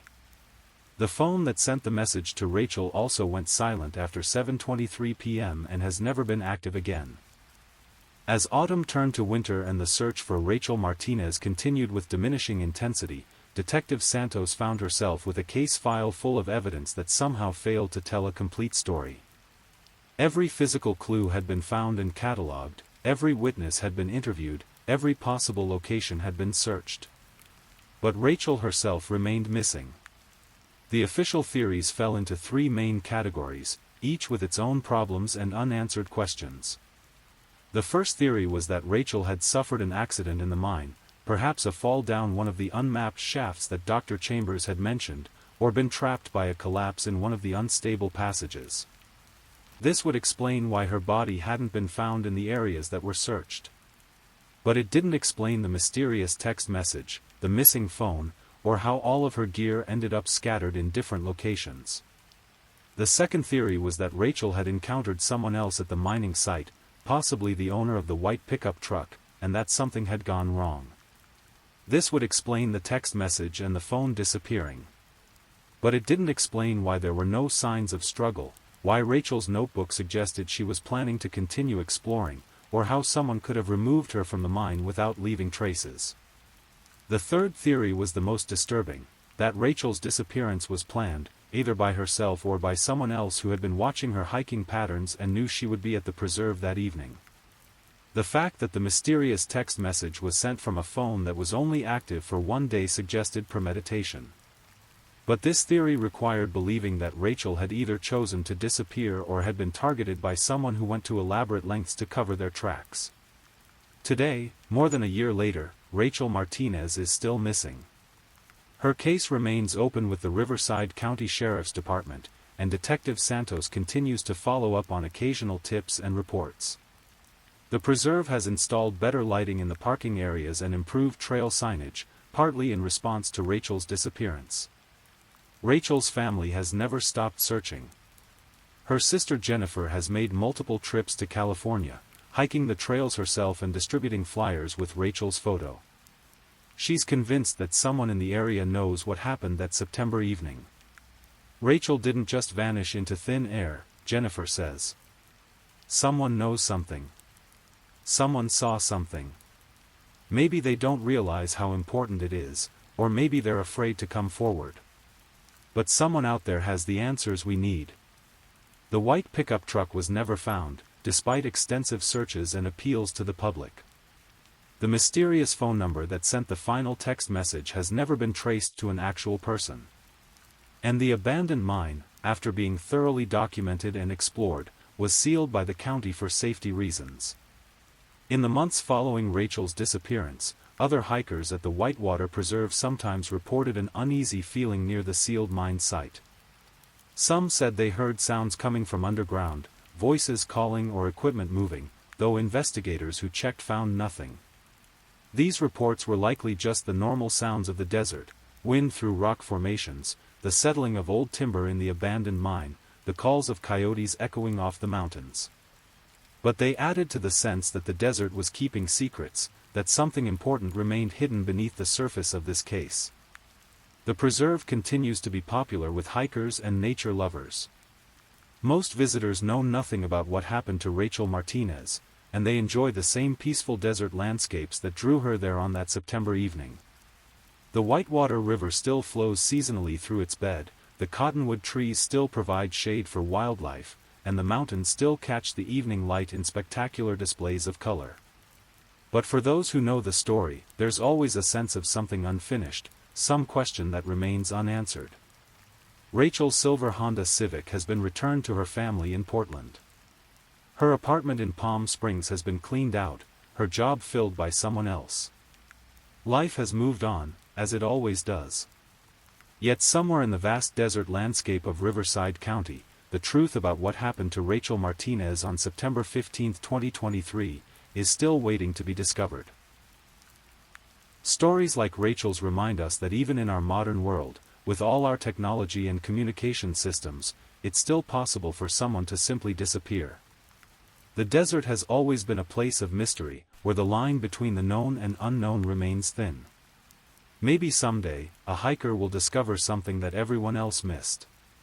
Maybe new technology will reveal secrets that current methods can't detect. Maybe someone who has been keeping quiet will finally decide to speak. Or maybe the desert will keep its secrets forever, as it has for millions of years. As you drift off to sleep tonight, think about the vastness of the world around us, the complexity of human lives and motivations, and the way that ordinary moments, a decision to take a different trail, a text message from an unknown number, the choice to explore just a little further, can change everything. The search for Rachel Martinez continues, somewhere out there in the desert night. And perhaps, in your dreams, you might glimpse the truth that daylight has yet to reveal. Story 4.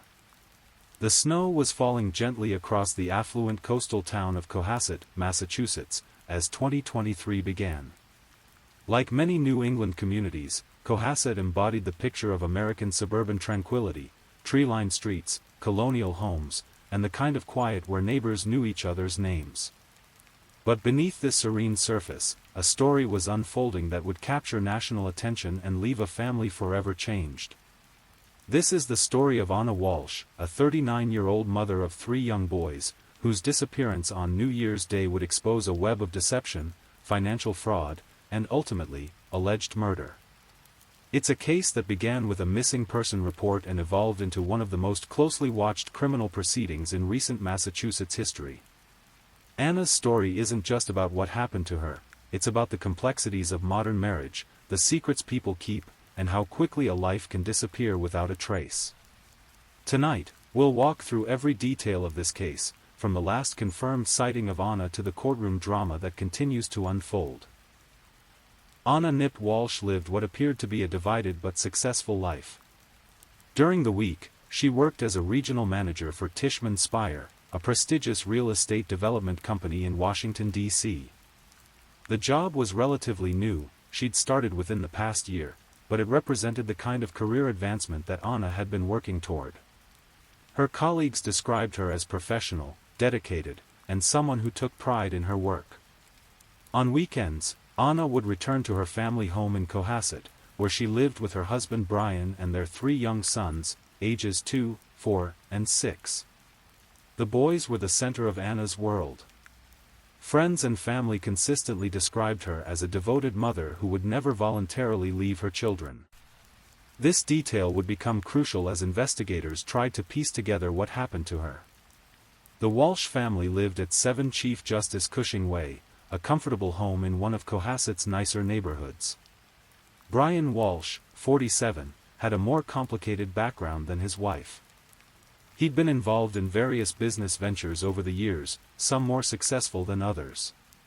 What many people didn't know at the time was that Brian was already facing legal troubles related to an art fraud case involving fake Andy Warhol paintings, a detail that would later take on greater significance. Anna's commute between Massachusetts and Washington, D.C. wasn't unusual for professionals in their income bracket. Many couples make similar arrangements to balance career opportunities with family life. But this geographic split in Anna's life would also mean that when she disappeared, there were multiple locations where something could have happened to her. Those who knew Anna described her as vibrant and social. She maintained friendships both in Massachusetts and in Washington. She was the type of person who stayed in touch, who showed up for important events, who called when she said she would call. This consistency in her character would make her sudden silence all the more alarming to those who loved her. To understand what happened to Anna Walsh in early January 2023, we need to look at the weeks leading up to her disappearance. December 2022 was, by all accounts, a typical month for the Walsh family. Anna was splitting her time between work in Washington and her family responsibilities in Massachusetts. The boys were excited about Christmas, and the family seemed to be settling into their routine. But beneath this normalcy, there were undercurrents that wouldn't become apparent until after Anna vanished.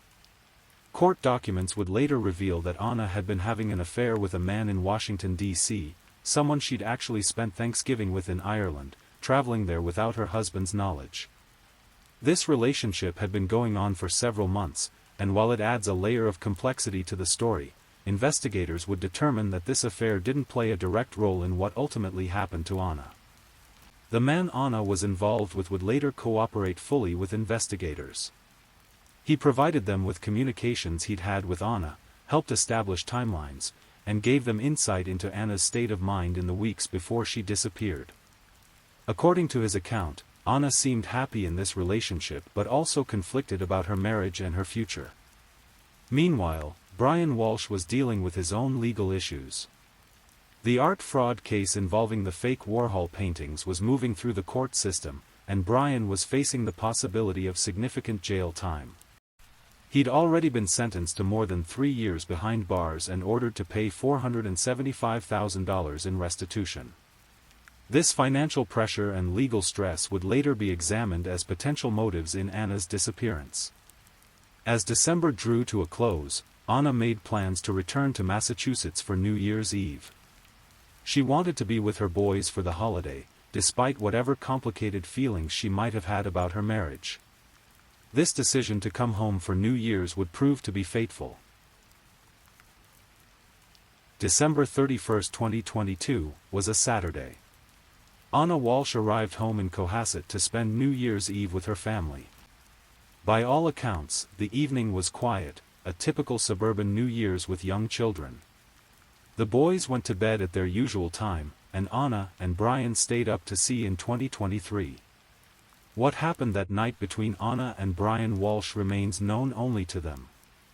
There were no witnesses to their private conversations, no recordings of their interactions. But based on what investigators would later piece together, this was likely the last normal evening Anna would ever experience. Anna had made plans to return to Washington, D.C. on January 3. She had work commitments and, as investigators would later learn, plans to see the man she'd been having an affair with. She'd booked a rideshare for early morning on the 3rd to take her to Logan International Airport in Boston. This planned departure would become a crucial detail in the timeline of her disappearance. The house on Chief Justice Cushing Way was quiet that night. The boys were sleeping, exhausted from their New Year's Eve excitement. Anna and Brian went to bed sometime after midnight, beginning what would be the first day of 2023. Neither of them could have known that it would be Anna's last day alive.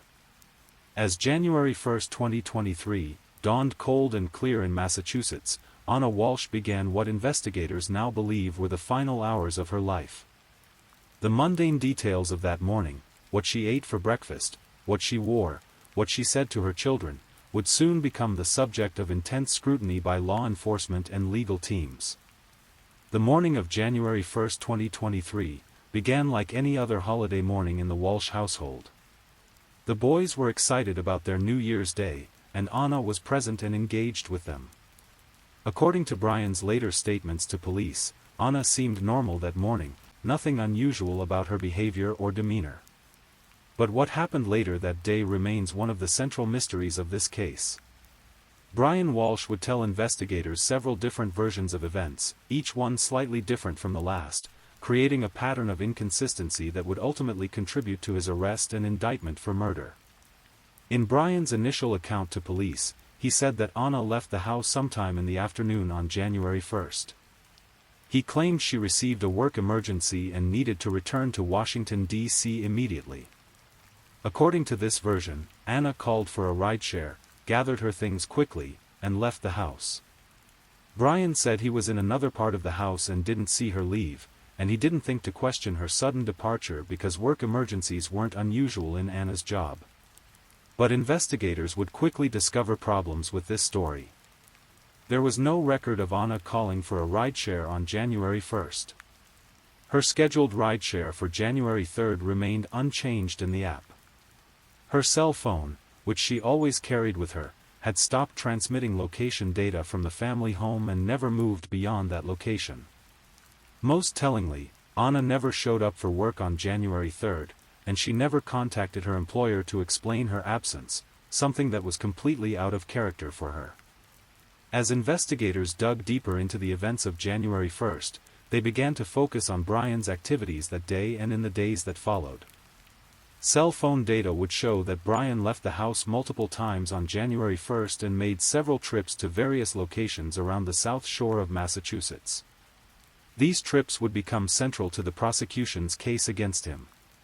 The last confirmed sighting of Anna Walsh alive was sometime in the early afternoon of January 1, 2023, at her home in Cohasset. After that point, despite numerous investigations, searches, and appeals to the public, no one has ever reported seeing Anna anywhere. She simply vanished from her own home on what should have been a quiet New Year's Day with her family. Anna Walsh was reported missing on January 4, 2023, by her employer and a friend in Washington, D.C. When Anna failed to show up for work on January 3rd and didn't respond to calls or messages, her colleagues became concerned. This wasn't like Anna. She was reliable, professional, and always communicated if there was a problem. Brian Walsh later explained to police that he hadn't reported Anna missing himself because he thought she was fine. He claimed he'd received some text messages from her phone indicating she was okay and dealing with a work situation. But when investigators examined Anna's phone records, they found these text messages had been sent from her phone while it was still located at the family home in Cohasset, not from Washington, D.C. where Anna was supposedly dealing with her work emergency. The Cohasset Police Department began their investigation immediately. Anna's disappearance was treated seriously from the start. A 39-year-old mother of 3 young children doesn't simply vanish without explanation. The initial search focused on the areas around Cohasset and the route to Logan Airport that Anna would have taken if she'd actually left for Washington as Brian claimed. Investigators interviewed Brian multiple times during those first few days. Each interview revealed new inconsistencies in his story. Sometimes he said Anna left in the afternoon, other times he said it was evening. Sometimes he said she seemed upset, other times he said she seemed normal. These changing details raised red flags for investigators who were trained to spot deception. The search for Anna expanded quickly. Local police were joined by Massachusetts State Police and eventually the FBI. Search teams combed through wooded areas around Cohasset, checked local bodies of water, and followed up on any reported sightings. The community rallied around the search effort, with volunteers distributing flyers and checking their own properties for any sign of Anna. But as days passed without any trace of Anna, investigators began to focus more intensely on Brian's actions and statements. The evidence was beginning to point in a direction that would shock the quiet community of Cohasset. As the investigation into Anna Walsh's disappearance continued, investigators began uncovering evidence that painted a disturbing picture of what might have happened on January 1, 2023. The evidence was largely circumstantial, but it was building into a compelling case that Anna had not simply left home voluntarily. Brian Walsh's internet search history from the days around Anna's disappearance became a crucial piece of evidence. Investigators discovered that Brian had made a series of Google searches that seemed directly related to covering up a crime. These searches included queries about how to dispose of a human body, how to clean up blood, and whether bodies could be dismembered. The timing of these searches, some made before Anna was even reported missing, was particularly damning. Cell phone data placed Brian at several locations across the South Shore of Massachusetts on January 2 and 3, 2023. Surveillance footage from some of these locations showed Brian disposing of bags in dumpsters at various apartment complexes. When investigators searched these dumpsters, they found items that appeared to belong to Anna, including personal belongings and what appeared to be blood-stained materials. One of the most significant pieces of evidence was found in a dumpster at an apartment complex in Swampscott, near where Brian's mother lived. Investigators recovered a hacksaw, a hatchet, and various cleaning supplies, all items that could be used to dismember a body and clean up evidence. There were also blood-stained materials and what appeared to be pieces of Anna's clothing. The investigation also revealed financial motives for Brian to want Anna dead. Anna had taken out approximately $2.7 million in life insurance policies, with Brian as the sole beneficiary. She also had additional life insurance through her employer. Combined with Brian's mounting legal and financial troubles from the art fraud case, this created a clear motive for murder. Perhaps most chilling were the revelations about Brian and Anna's relationship history. Investigators discovered that in 2014, Anna had contacted Washington, D.C. police to report that Brian had threatened to kill her and her friends during a phone call. Though Anna never followed through with pressing charges and the case was closed, this report established a pattern of threatening behavior from Brian toward Anna. On January 8, 2023, just 1 week after Anna was last seen alive, Brian Walsh was arrested. Initially, he was charged only with misleading investigators, a charge based on the numerous inconsistencies in his statements to police and the evidence that contradicted his claims about Anna's departure from their home. The arrest sent shockwaves through the community of Cohasset. Brian had been actively participating in the search for his wife, making public appeals for information and expressing concern for her safety. To many who knew the family, the idea that Brian could be involved in Anna's disappearance was almost unthinkable. But as more evidence emerged, the charges against Brian escalated. On January 18, 2023, Brian was charged with murder, even though Anna's body had never been found. This decision by prosecutors reflected their confidence in the circumstantial evidence they had gathered and their belief that Anna was dead and that Brian was responsible for her death. The murder charge was based on several key pieces of evidence: the internet searches about body disposal and cleanup, the physical evidence found in dumpsters along Brian's travel route, the life insurance policies, the history of domestic threats, and the complete lack of any credible evidence that Anna had left her home alive on January 1. Brian Walsh pleaded not guilty to all charges. His defense team argued that the evidence was circumstantial and that there were other explanations for Brian's behavior. They pointed to Anna's affair as a potential reason she might have disappeared voluntarily, though they couldn't explain why she would have left her young children behind.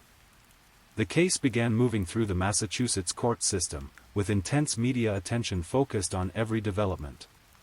The story had all the elements that capture public fascination: a missing mother, a suspicious husband, financial motives, and a web of lies and deception.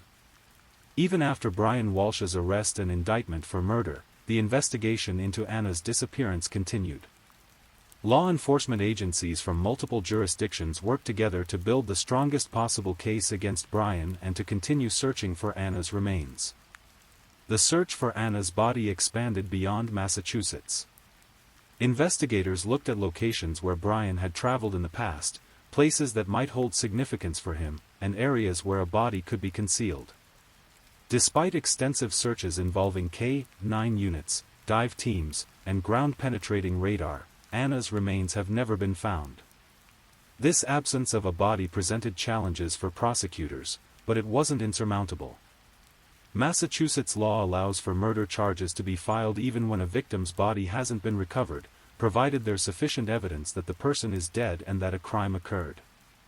The evidence against Brian was deemed strong enough to proceed without Anna's remains. Additional evidence continued to emerge as the investigation progressed. Forensic analysis of materials found in the dumpsters revealed more connections to Anna. Blood evidence, though limited, was consistent with Anna's DNA profile. The hacksaw and hatchet found in the dumpster showed evidence of recent use, and cleaning supplies suggested an attempt to remove biological evidence. The investigation also revealed more details about the Walsh family's financial situation. Brian's legal troubles from the art fraud case had put significant financial pressure on the family. The potential life insurance payout from Anna's death would have resolved many of these financial problems, a fact that prosecutors argued provided clear motive for murder. Investigators also looked into Brian's activities in the weeks before Anna's disappearance. They found evidence that he had been researching life insurance policies and had shown unusual interest in the details of Anna's coverage. This premeditation would become another element of the prosecution's case. In March 2023, a Norfolk County grand jury indicted Brian Walsh on charges of murder in the first degree, misleading investigators, and improperly conveying a human body. The indictment represented the formal beginning of the legal process that would determine Brian's fate. The murder charge carried the possibility of life in prison without parole. Massachusetts doesn't have the death penalty, so life imprisonment would be the maximum sentence Brian could face if convicted. The additional charges of misleading investigators and improperly conveying a human body each carried their own potential sentences. Brian's defense team, led by experienced criminal defense attorneys, began preparing their case. Their strategy appeared to focus on challenging the circumstantial nature of the evidence and raising questions about other possible explanations for Anna's disappearance. They couldn't dispute many of the facts: Brian's internet searches, his travels to dispose of materials, the inconsistencies in his statements, but they could argue about what these facts meant.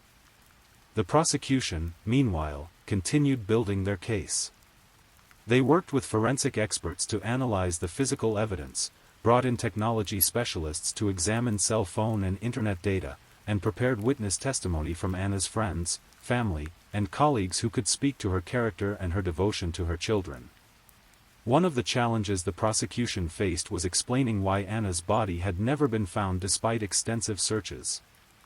They theorized that Brian had dismembered Anna's remains and disposed of them in multiple locations, making recovery extremely difficult. The hacksaw and hatchet found in the dumpster supported this theory, as did some of the internet searches Brian had made. Pre-trial hearings addressed various legal issues, including the admissibility of certain evidence and Brian's bail status. Brian remained in custody throughout the legal proceedings, denied bail due to the severity of the charges and the flight risk he was deemed to represent. As of late 2024, Brian Walsh's trial is scheduled to begin in October 2025. The case has attracted national attention and is expected to be closely watched when it finally goes to trial. The prosecution and defense teams have spent months preparing their arguments and gathering evidence. The prosecution's case will likely focus on the timeline of January 1, 2023, the physical evidence linking Brian to Anna's disappearance, his internet searches, and his financial motives. They'll argue that Brian killed Anna in their home, dismembered her body, and disposed of the remains at various locations across the South Shore of Massachusetts. The defense will likely challenge the circumstantial nature of the evidence and argue that there are other possible explanations for Anna's disappearance. They may point to Anna's affair as evidence that she was unhappy in her marriage and might have left voluntarily, though this argument faces the significant challenge of explaining why Anna would have abandoned her young children. The case has also highlighted issues around domestic violence and the warning signs that might have predicted this tragedy.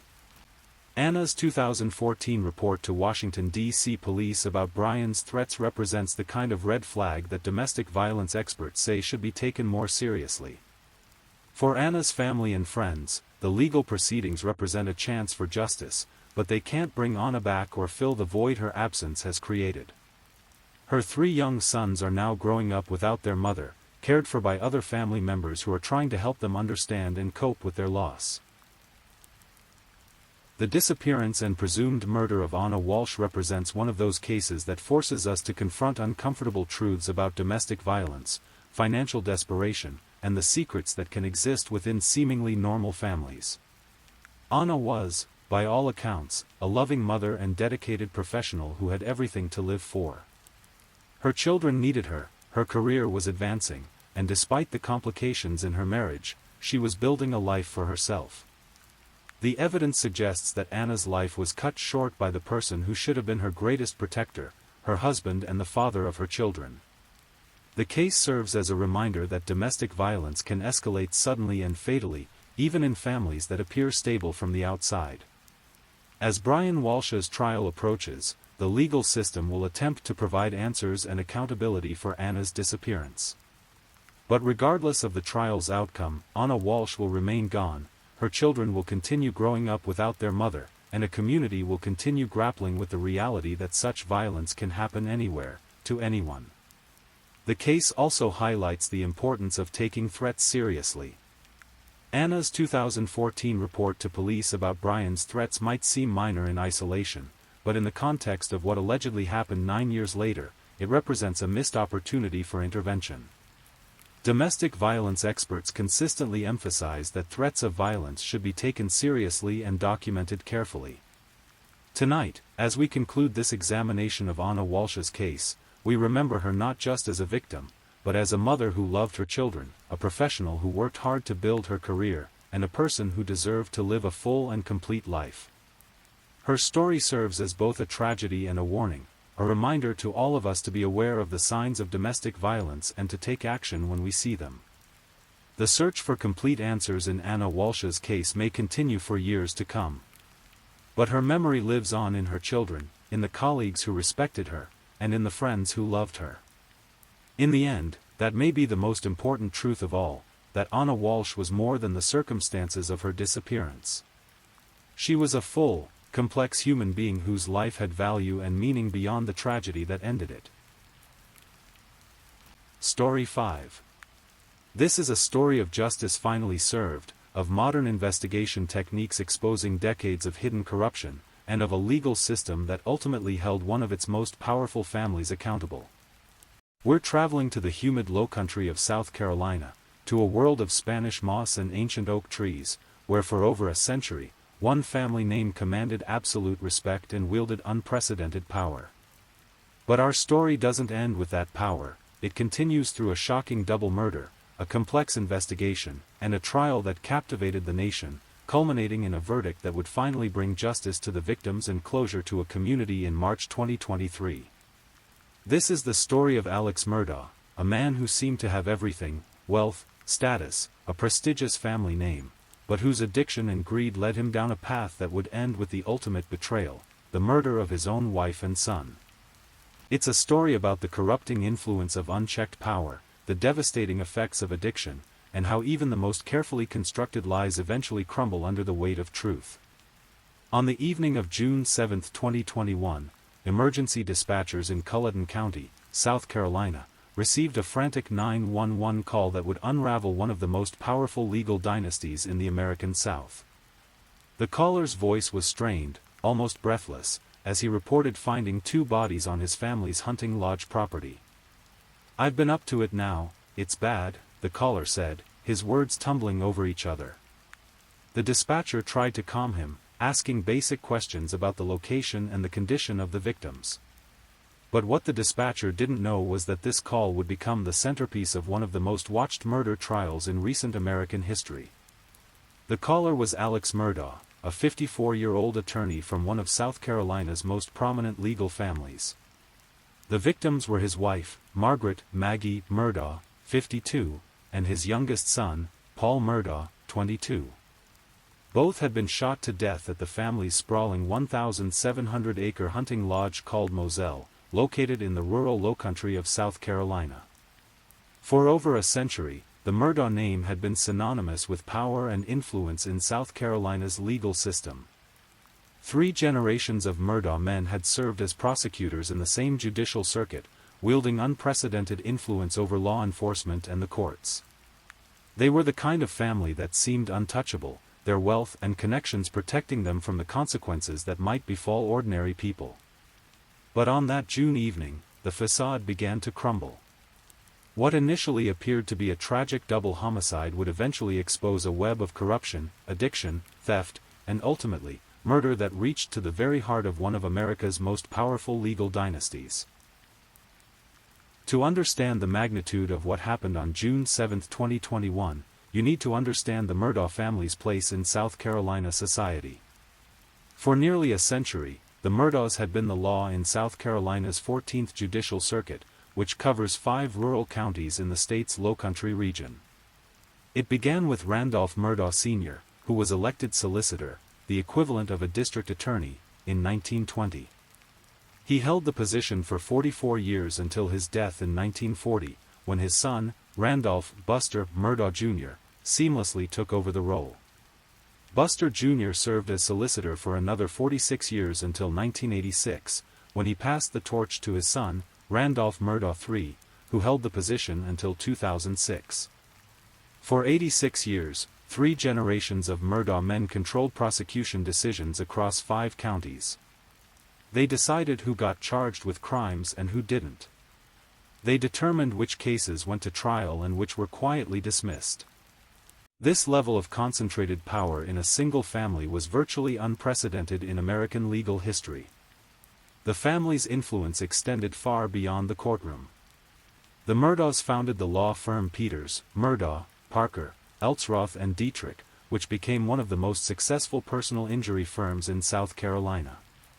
They specialized in representing clients in wrongful death and catastrophic injury cases, often securing massive settlements and verdicts that made the family extraordinarily wealthy. Alex Murdaugh, born in 1968, was groomed from birth to continue the family legacy. He attended the University of South Carolina for both his undergraduate degree and law school, following the same path his father and grandfather had taken. After graduation, he joined the family law firm and quickly established himself as a skilled litigator, particularly in personal injury cases. By all outward appearances, Alex was living the perfect life. He married Margaret Maggie Branch in 1993, and they had 2 sons together, Richard Alexander Buster Murdaugh Jr., born in 1996, and Paul Terry Murdaugh, born in 1999. The family lived in a beautiful home in Hampton, South Carolina, and owned the massive Moselle hunting lodge where they would spend weekends and holidays. But beneath this veneer of success and respectability, cracks were beginning to show. Alex struggled with a growing opioid addiction that would eventually consume his life and drive him to increasingly desperate measures to fund his habit. While Alex Murdaugh was building his reputation as a successful attorney, his younger son Paul was developing a reputation of his own, one that would ultimately contribute to the family's downfall. Paul Murdaugh was known around the University of South Carolina, where he was a student, as someone who partied hard and often pushed boundaries. Paul's troubles came to a head on the night of February 23, 2019. He was driving a boat owned by his father on Archer's Creek near Paris Island when the vessel crashed into a bridge.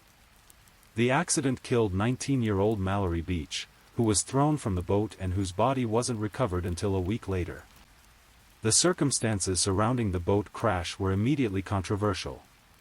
Paul had been drinking heavily that night, and witnesses said he was clearly intoxicated when he took control of the boat. But in the immediate aftermath of the accident, there seemed to be confusion about who was actually driving the boat when it crashed.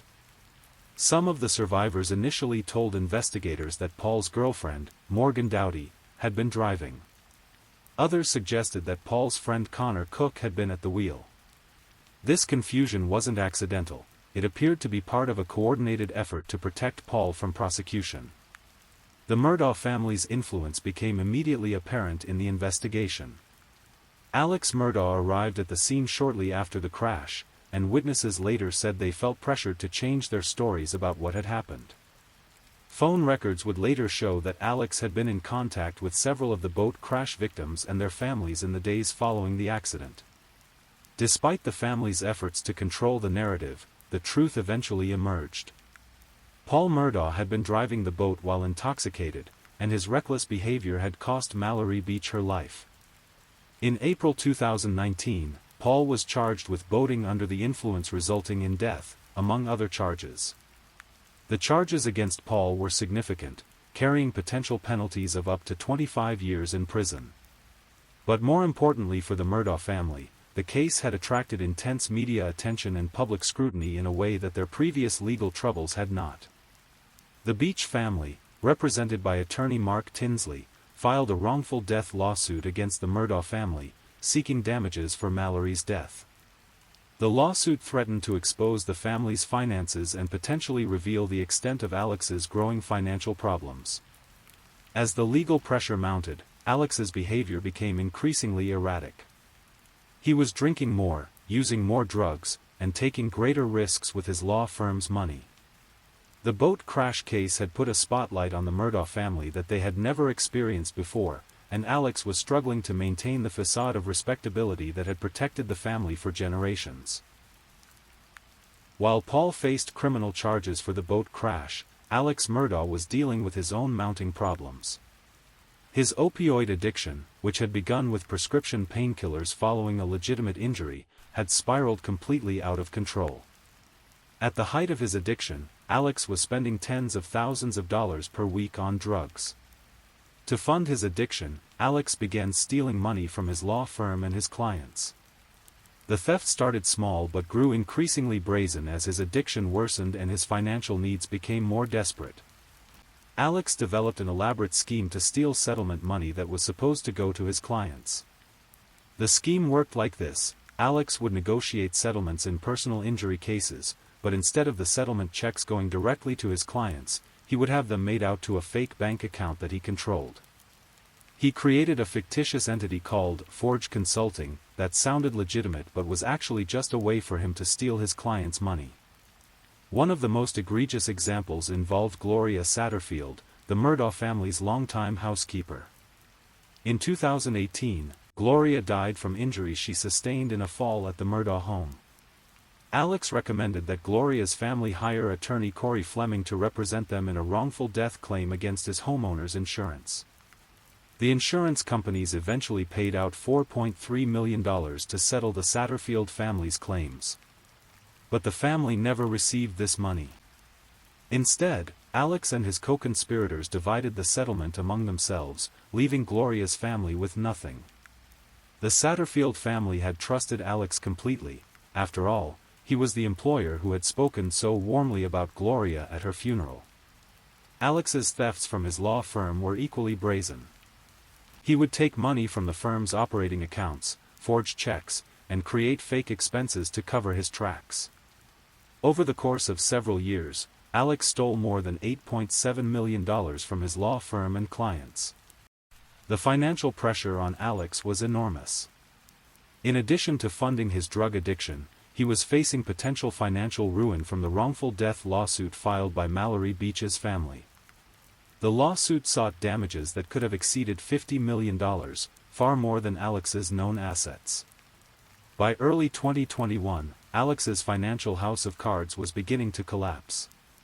His law firm partners were starting to ask questions about missing money, and the pressure from the boat crash case was intensifying. Alex was running out of options, and his behavior was becoming increasingly desperate.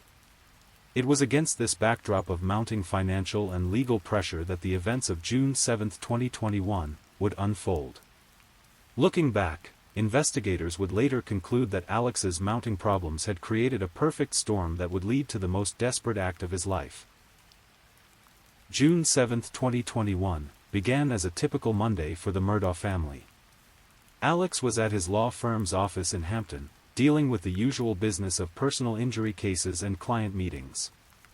Maggie was at the family's beach house on Edisto Island, about an hour away from the main family home in Hampton. Paul was at the family's hunting lodge at Moselle, working on some projects around the property. The Moselle property was Alex's pride and joy. The 1,700-acre hunting lodge had been in the Murdaugh family for decades, and Alex had spent considerable time and money maintaining and improving it. The property included several buildings, the main lodge, various outbuildings, and kennels where the family kept their hunting dogs. That afternoon, Alex called Maggie and asked her to come to Moselle. He told her that his father, Randolph Murdaugh III, who was in failing health, wanted to see her and Paul. This request was somewhat unusual. Maggie had been spending most of her time at the beach house recently, and Alex rarely asked her to make special trips to Moselle during the week. Maggie arrived at Moselle sometime in the late afternoon. She, Alex, and Paul had dinner together, and by all accounts, the evening seemed normal. Alex would later tell investigators that they had a pleasant family dinner and that there was nothing unusual about anyone's behavior or mood. After dinner, Alex said he took a nap on the couch in the main lodge. He claimed that when he woke up, around 8:15 p.m., Maggie and Paul had gone down to the dog kennels, which were located several hundred yards from the main lodge. Alex said he decided to drive to his mother's house in nearby Almenda to check on her and his ailing father. According to Alex's initial account, he left Moselle around 9 p.m. and drove to his parents' house, where he stayed for about an hour. He said he returned to Moselle around 10 p.m. and discovered the bodies of his wife and son near the dog kennels. The scene that Alex claimed to have discovered was horrific. Maggie had been shot multiple times with a rifle, while Paul had been shot with a shotgun. Both appeared to have been killed quickly, though the violence of the attacks was shocking. Paul's injuries were particularly severe. He had been shot at close range with a shotgun, causing massive trauma. Alex's 911 call, made at 10:07 p.m., captured his apparent shock and distress at finding the bodies. He seemed genuinely distraught, his voice breaking as he tried to describe the scene to the dispatcher. But even in that initial call, there were details that would later raise questions about Alex's account of events. The Colleton County Sheriff's Office responded quickly to the scene, along with the South Carolina Law Enforcement Division, SLED. Given the prominence of the Murdaugh family, investigators knew immediately that this case would receive intense scrutiny and media attention. The initial investigation focused on the possibility that the murders were connected to Paul's legal troubles stemming from the boat crash. Paul had received numerous threats in the 2 years since Mallory Beach's death, and investigators theorized that someone might have targeted him for revenge, with Maggie being killed because she was a witness. But as the investigation progressed, inconsistencies began to emerge in Alex's account of that evening. The timeline he provided didn't quite match the physical evidence, and his behavior in the hours and days following the murders struck some investigators as odd. The investigation into the murders of Maggie and Paul Murdaugh began immediately, but it was complicated from the start by the family's prominence and connections within the South Carolina legal system. The Colleton County Sheriff's Office, recognizing the potential for conflicts of interest, quickly turned the case over to the South Carolina Law Enforcement Division, SLED. SLED agents arrived at Moselle within hours of the 911 call and began processing what would become one of the most scrutinized crime scenes in recent South Carolina history. The scene presented several immediate challenges. The property was vast, the murders had occurred near dog kennels in a relatively remote area of the property, and the victims were members of one of the state's most powerful families. The physical evidence at the scene was substantial but puzzling. 2 different weapons had been used, a rifle for Maggie and a shotgun for Paul. Both weapons belonged to the Murdaugh family and were normally kept at Moselle, but neither weapon was found at the scene. This suggested that the killer had taken the weapons with them, which was unusual for a crime of passion but consistent with a more calculated attack. Alex's behavior in the immediate aftermath of the murders drew attention from investigators. While he appeared genuinely distraught, there were aspects of his demeanor and his statements that seemed inconsistent with someone who had just discovered his family members murdered. One of the first red flags was Alex's certainty about the timeline. He provided very specific times for his movements that evening, claiming to know exactly when he had left for his mother's house and when he had returned. This level of precision struck investigators as unusual. Most people who had just experienced a traumatic event would be fuzzy about such details. More troubling were the inconsistencies in Alex's account. He initially told investigators that he hadn't been down to the kennels that evening before discovering the bodies. But investigators found this hard to believe, given that Maggie and Paul had supposedly gone to the kennels after dinner and Alex claimed not to have seen them before leaving for his mother's house. The investigation also revealed that Alex had made several phone calls between the time he claimed to have left Moselle and the time he called 911. These calls, to various family members and friends, seemed designed to establish an alibi rather than to genuinely seek help or information about his missing family members. As investigators dug deeper into the family's finances and recent activities, they discovered the extent of Alex's financial problems and drug addiction. The timing of the murders, coming just as Alex's financial crimes were about to be exposed, struck investigators as highly suspicious. 3 months after the murders, in September 2021, Alex's world began to collapse publicly. He was forced to resign from his law firm after his partners confronted him about missing money.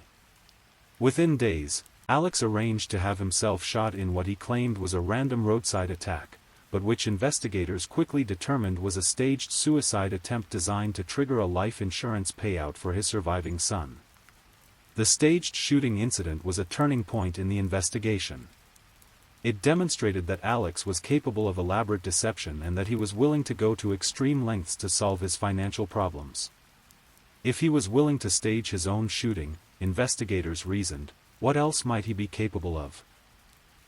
As the investigation into the Murdaugh murders continued through late 2021 and into 2022, SLED investigators began building a circumstantial case against Alex Murdaugh. While they lacked direct evidence placing Alex at the scene at the time of the murders, they were accumulating a compelling collection of circumstantial evidence that painted a picture of a man desperate enough to kill his own family. The key breakthrough came in the form of a cell phone video recorded by Paul Murdaugh just minutes before he was killed. The video, which Paul had taken to send to a friend about a dog's tail, inadvertently captured voices in the background, including what sounded like Alex's voice, placing him at the kennels at the time he claimed to have been napping in the house. This video evidence directly contradicted Alex's initial statements to investigators.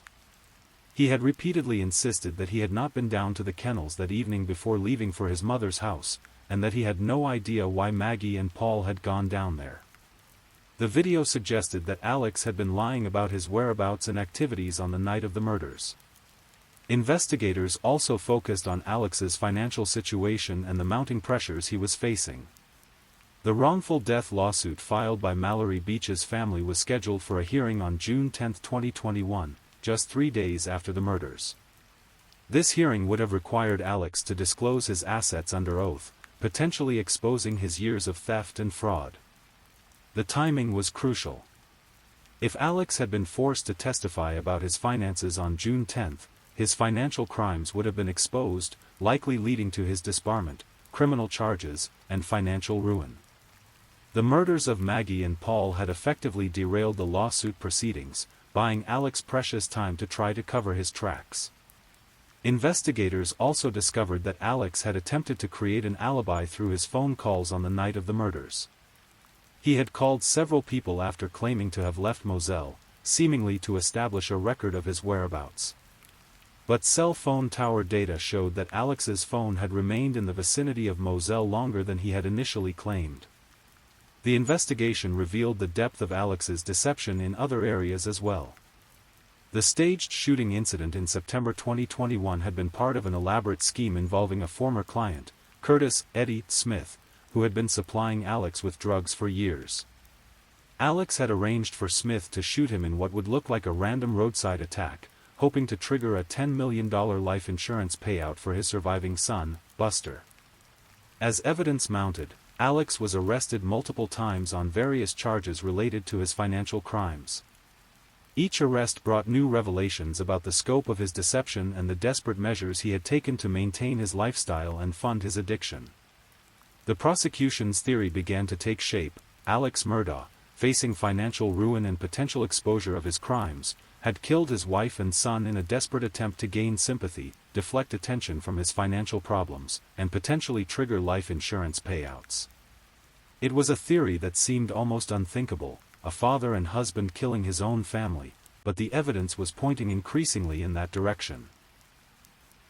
On January 23, 2023, nearly 2 years after the murders at Moselle, Alex Murdaugh's trial for the murders of his wife and son began in the Culleton County Courthouse in Walterboro, South Carolina. The trial would become one of the most watched criminal proceedings in recent American history, broadcast live and followed by millions of viewers around the world. The prosecution, led by Creighton Waters, presented a methodical case built on circumstantial evidence.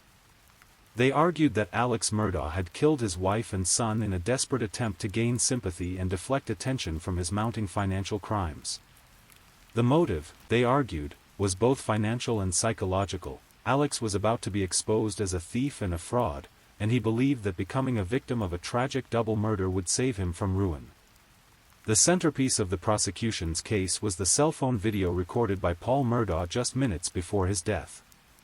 Enhanced audio analysis of the video revealed three voices: Paul's, Maggie's, and what experts testified was Alex's voice. This evidence directly contradicted Alex's repeated claims that he had not been at the kennels that evening. The prosecution also presented evidence of Alex's lies to investigators. Over the course of multiple interviews, Alex had changed his story several times, always in response to new evidence that contradicted his previous statements. The pattern of deception, prosecutors argued, was evidence of consciousness of guilt. Financial evidence played a crucial role in establishing motive. Prosecutors showed that Alex had stolen millions of dollars from his law firm and clients, and that his financial crimes were about to be exposed. The wrongful death lawsuit filed by Mallory Beach's family would have required Alex to disclose his assets under oath, potentially revealing his thefts and leading to his financial and professional ruin. The defense, led by Dick Harputlian and Jim Griffin, argued that the evidence against Alex was purely circumstantial and that the prosecution had failed to prove beyond a reasonable doubt that Alex had committed the murders. They suggested that the Real killers were likely connected to Paul's legal troubles stemming from the boat crash, and that Alex was himself a victim of this tragedy. The defense also tried to humanize Alex, presenting evidence of his opioid addiction and the pressures he was facing. They argued that while Alex was certainly guilty of stealing money and lying to investigators, this didn't make him a murderer. The defense portrayed Alex as a man who had made terrible mistakes but who was incapable of killing his beloved wife and son. Alex's decision to testify in his own defense proved to be a critical moment in the trial. Over the course of 2 days on the witness stand, Alex admitted to his financial crimes and his lies to investigators, but he steadfastly maintained his innocence in the murders. However, his testimony was marked by emotional breakdowns and continued inconsistencies that many observers felt damaged his credibility. After deliberating for less than 3 hours, the jury found Alex Murdaugh guilty of murdering his wife and son. The speed of the verdict surprised many legal observers, who had expected the jury to deliberate much longer given the complexity of the case and the lack of direct evidence. The 54-year-old was sentenced to life in prison without the possibility of parole for each murder conviction, ensuring that he would spend the rest of his life behind bars. The conviction of Alex Murdaugh marked the end of more than a century of Murdaugh influence in South Carolina's legal system. The family that had once seemed untouchable, whose name had been synonymous with power and prestige, was now associated with murder, corruption, and the darkest aspects of human nature. In the months following his murder conviction, Alex faced additional criminal charges related to his financial crimes. On November 29, 2023, he was sentenced to 27 years in prison in relation to the state's criminal indictments, and on April 1, 2024, Murdaugh was sentenced in federal court to 40 years in federal prison for his financial crimes. These sentences will run concurrently with his life sentence for murder, but they ensure that even if his murder conviction were somehow overturned, Alex would still spend the rest of his life in prison. The impact of Alex's crimes extended far beyond his immediate family. His victims, the clients and friends he had stolen from, were finally able to seek justice and recover some of what they had lost. The Satterfield family, in particular, received a measure of justice when they learned the truth about what had happened to their mother's settlement money. The Murdaugh name, once revered in South Carolina legal circles, became a cautionary tale about the dangers of unchecked power and privilege. The family's century-long control over the 14th Judicial Circuit was cited as an example of how concentrated power can lead to corruption and abuse. Since Murdaugh's conviction, his former estate Moselle has been sold to help pay restitution to his victims. The sprawling property where Alex had spent so many happy times hunting and entertaining, and where he had ultimately committed the most heinous acts of his life, now belongs to strangers. Buster Murdaugh, Alex's surviving son, has largely stayed out of the public eye since his father's conviction. Now in his late 20s, Buster has had to live with the knowledge that his father murdered his mother and brother, and that the family name he carries is forever associated with these crimes. The broader impact of the Murdaugh case on South Carolina's legal system continues to unfold. The case has prompted calls for reform in how judicial circuits are structured and how prosecutorial power is distributed. The idea that one family could control prosecution decisions for nearly a century now seems not just unusual but dangerous to democratic governance. The Murdaugh murders represent more than just a shocking crime, they represent the ultimate corruption of power and privilege. For over a century, the Murdaugh family had been above the law, using their influence to protect themselves and their interests. Alex Murdaugh grew up believing that the rules that applied to everyone else didn't apply to him, and this sense of entitlement ultimately led to his downfall. The case also highlights the destructive power of addiction. Alex's opioid addiction didn't excuse his crimes, but it helps explain how a successful attorney from a prominent family could make such catastrophically bad decisions. The addiction fueled his financial crimes, which in turn created the desperate circumstances that led to murder. Perhaps most tragically, the case shows how victims of crime can become perpetrators themselves. Alex Murdaugh was, in many ways, a victim of his family's legacy of privilege and power. He was raised in a system that taught him he was above consequences, and when those consequences finally caught up with him, he chose to victimize others rather than face the truth about his actions. The investigation and prosecution of Alex Murdaugh also demonstrated that no one is truly above the law. Despite the family's century of influence, despite their wealth and connections, the justice system ultimately held Alex accountable for his crimes. The SLED investigators who built the case against him, the prosecutors who tried the case, and the jury that convicted him all played crucial roles in ensuring that justice was served. The Murdaugh case will be studied for years to come, not just as a fascinating true crime story, but as a case study in how power corrupts and how justice can ultimately prevail. It serves as a reminder that in America, at least in theory, no one is above the law, no matter how powerful their family name or how deep their connections. For the victims of Alex Murdaugh's crimes, Maggie and Paul, who lost their lives, and the many clients and friends he stole from, the conviction provides a measure of justice, though it can never fully repair the damage he caused. Their stories serve as a reminder of the real human cost of corruption and violence, and of the importance of holding those in power accountable for their actions. As we close this examination of the Murdaugh murders, we remember not just the shocking nature of the crimes, but the importance of justice, accountability, and the rule of law. The fall of the Murdaugh dynasty may be the end of one family's story, but it's also a beginning, a chance for South Carolina's legal system to rebuild itself on a foundation of integrity rather than influence, and a reminder to all of us that true justice is blind to wealth, power, and family name. The quiet courtroom in Walterboro, South Carolina, where Alex Murdaugh was convicted, stands as a testament to the idea that in America, justice can still prevail, even against the most powerful families, even in the face of seemingly insurmountable influence, and even when the crimes seem almost too shocking to believe. Thank you for listening to tonight's true crime story. Rest peacefully, knowing that another story awaits you next time, ready to accompany you on another journey toward restorative sleep. But if you're still awake, don't forget to like and subscribe so you don't miss our next true crime stories. And until next time, stay safe and take care. Good night.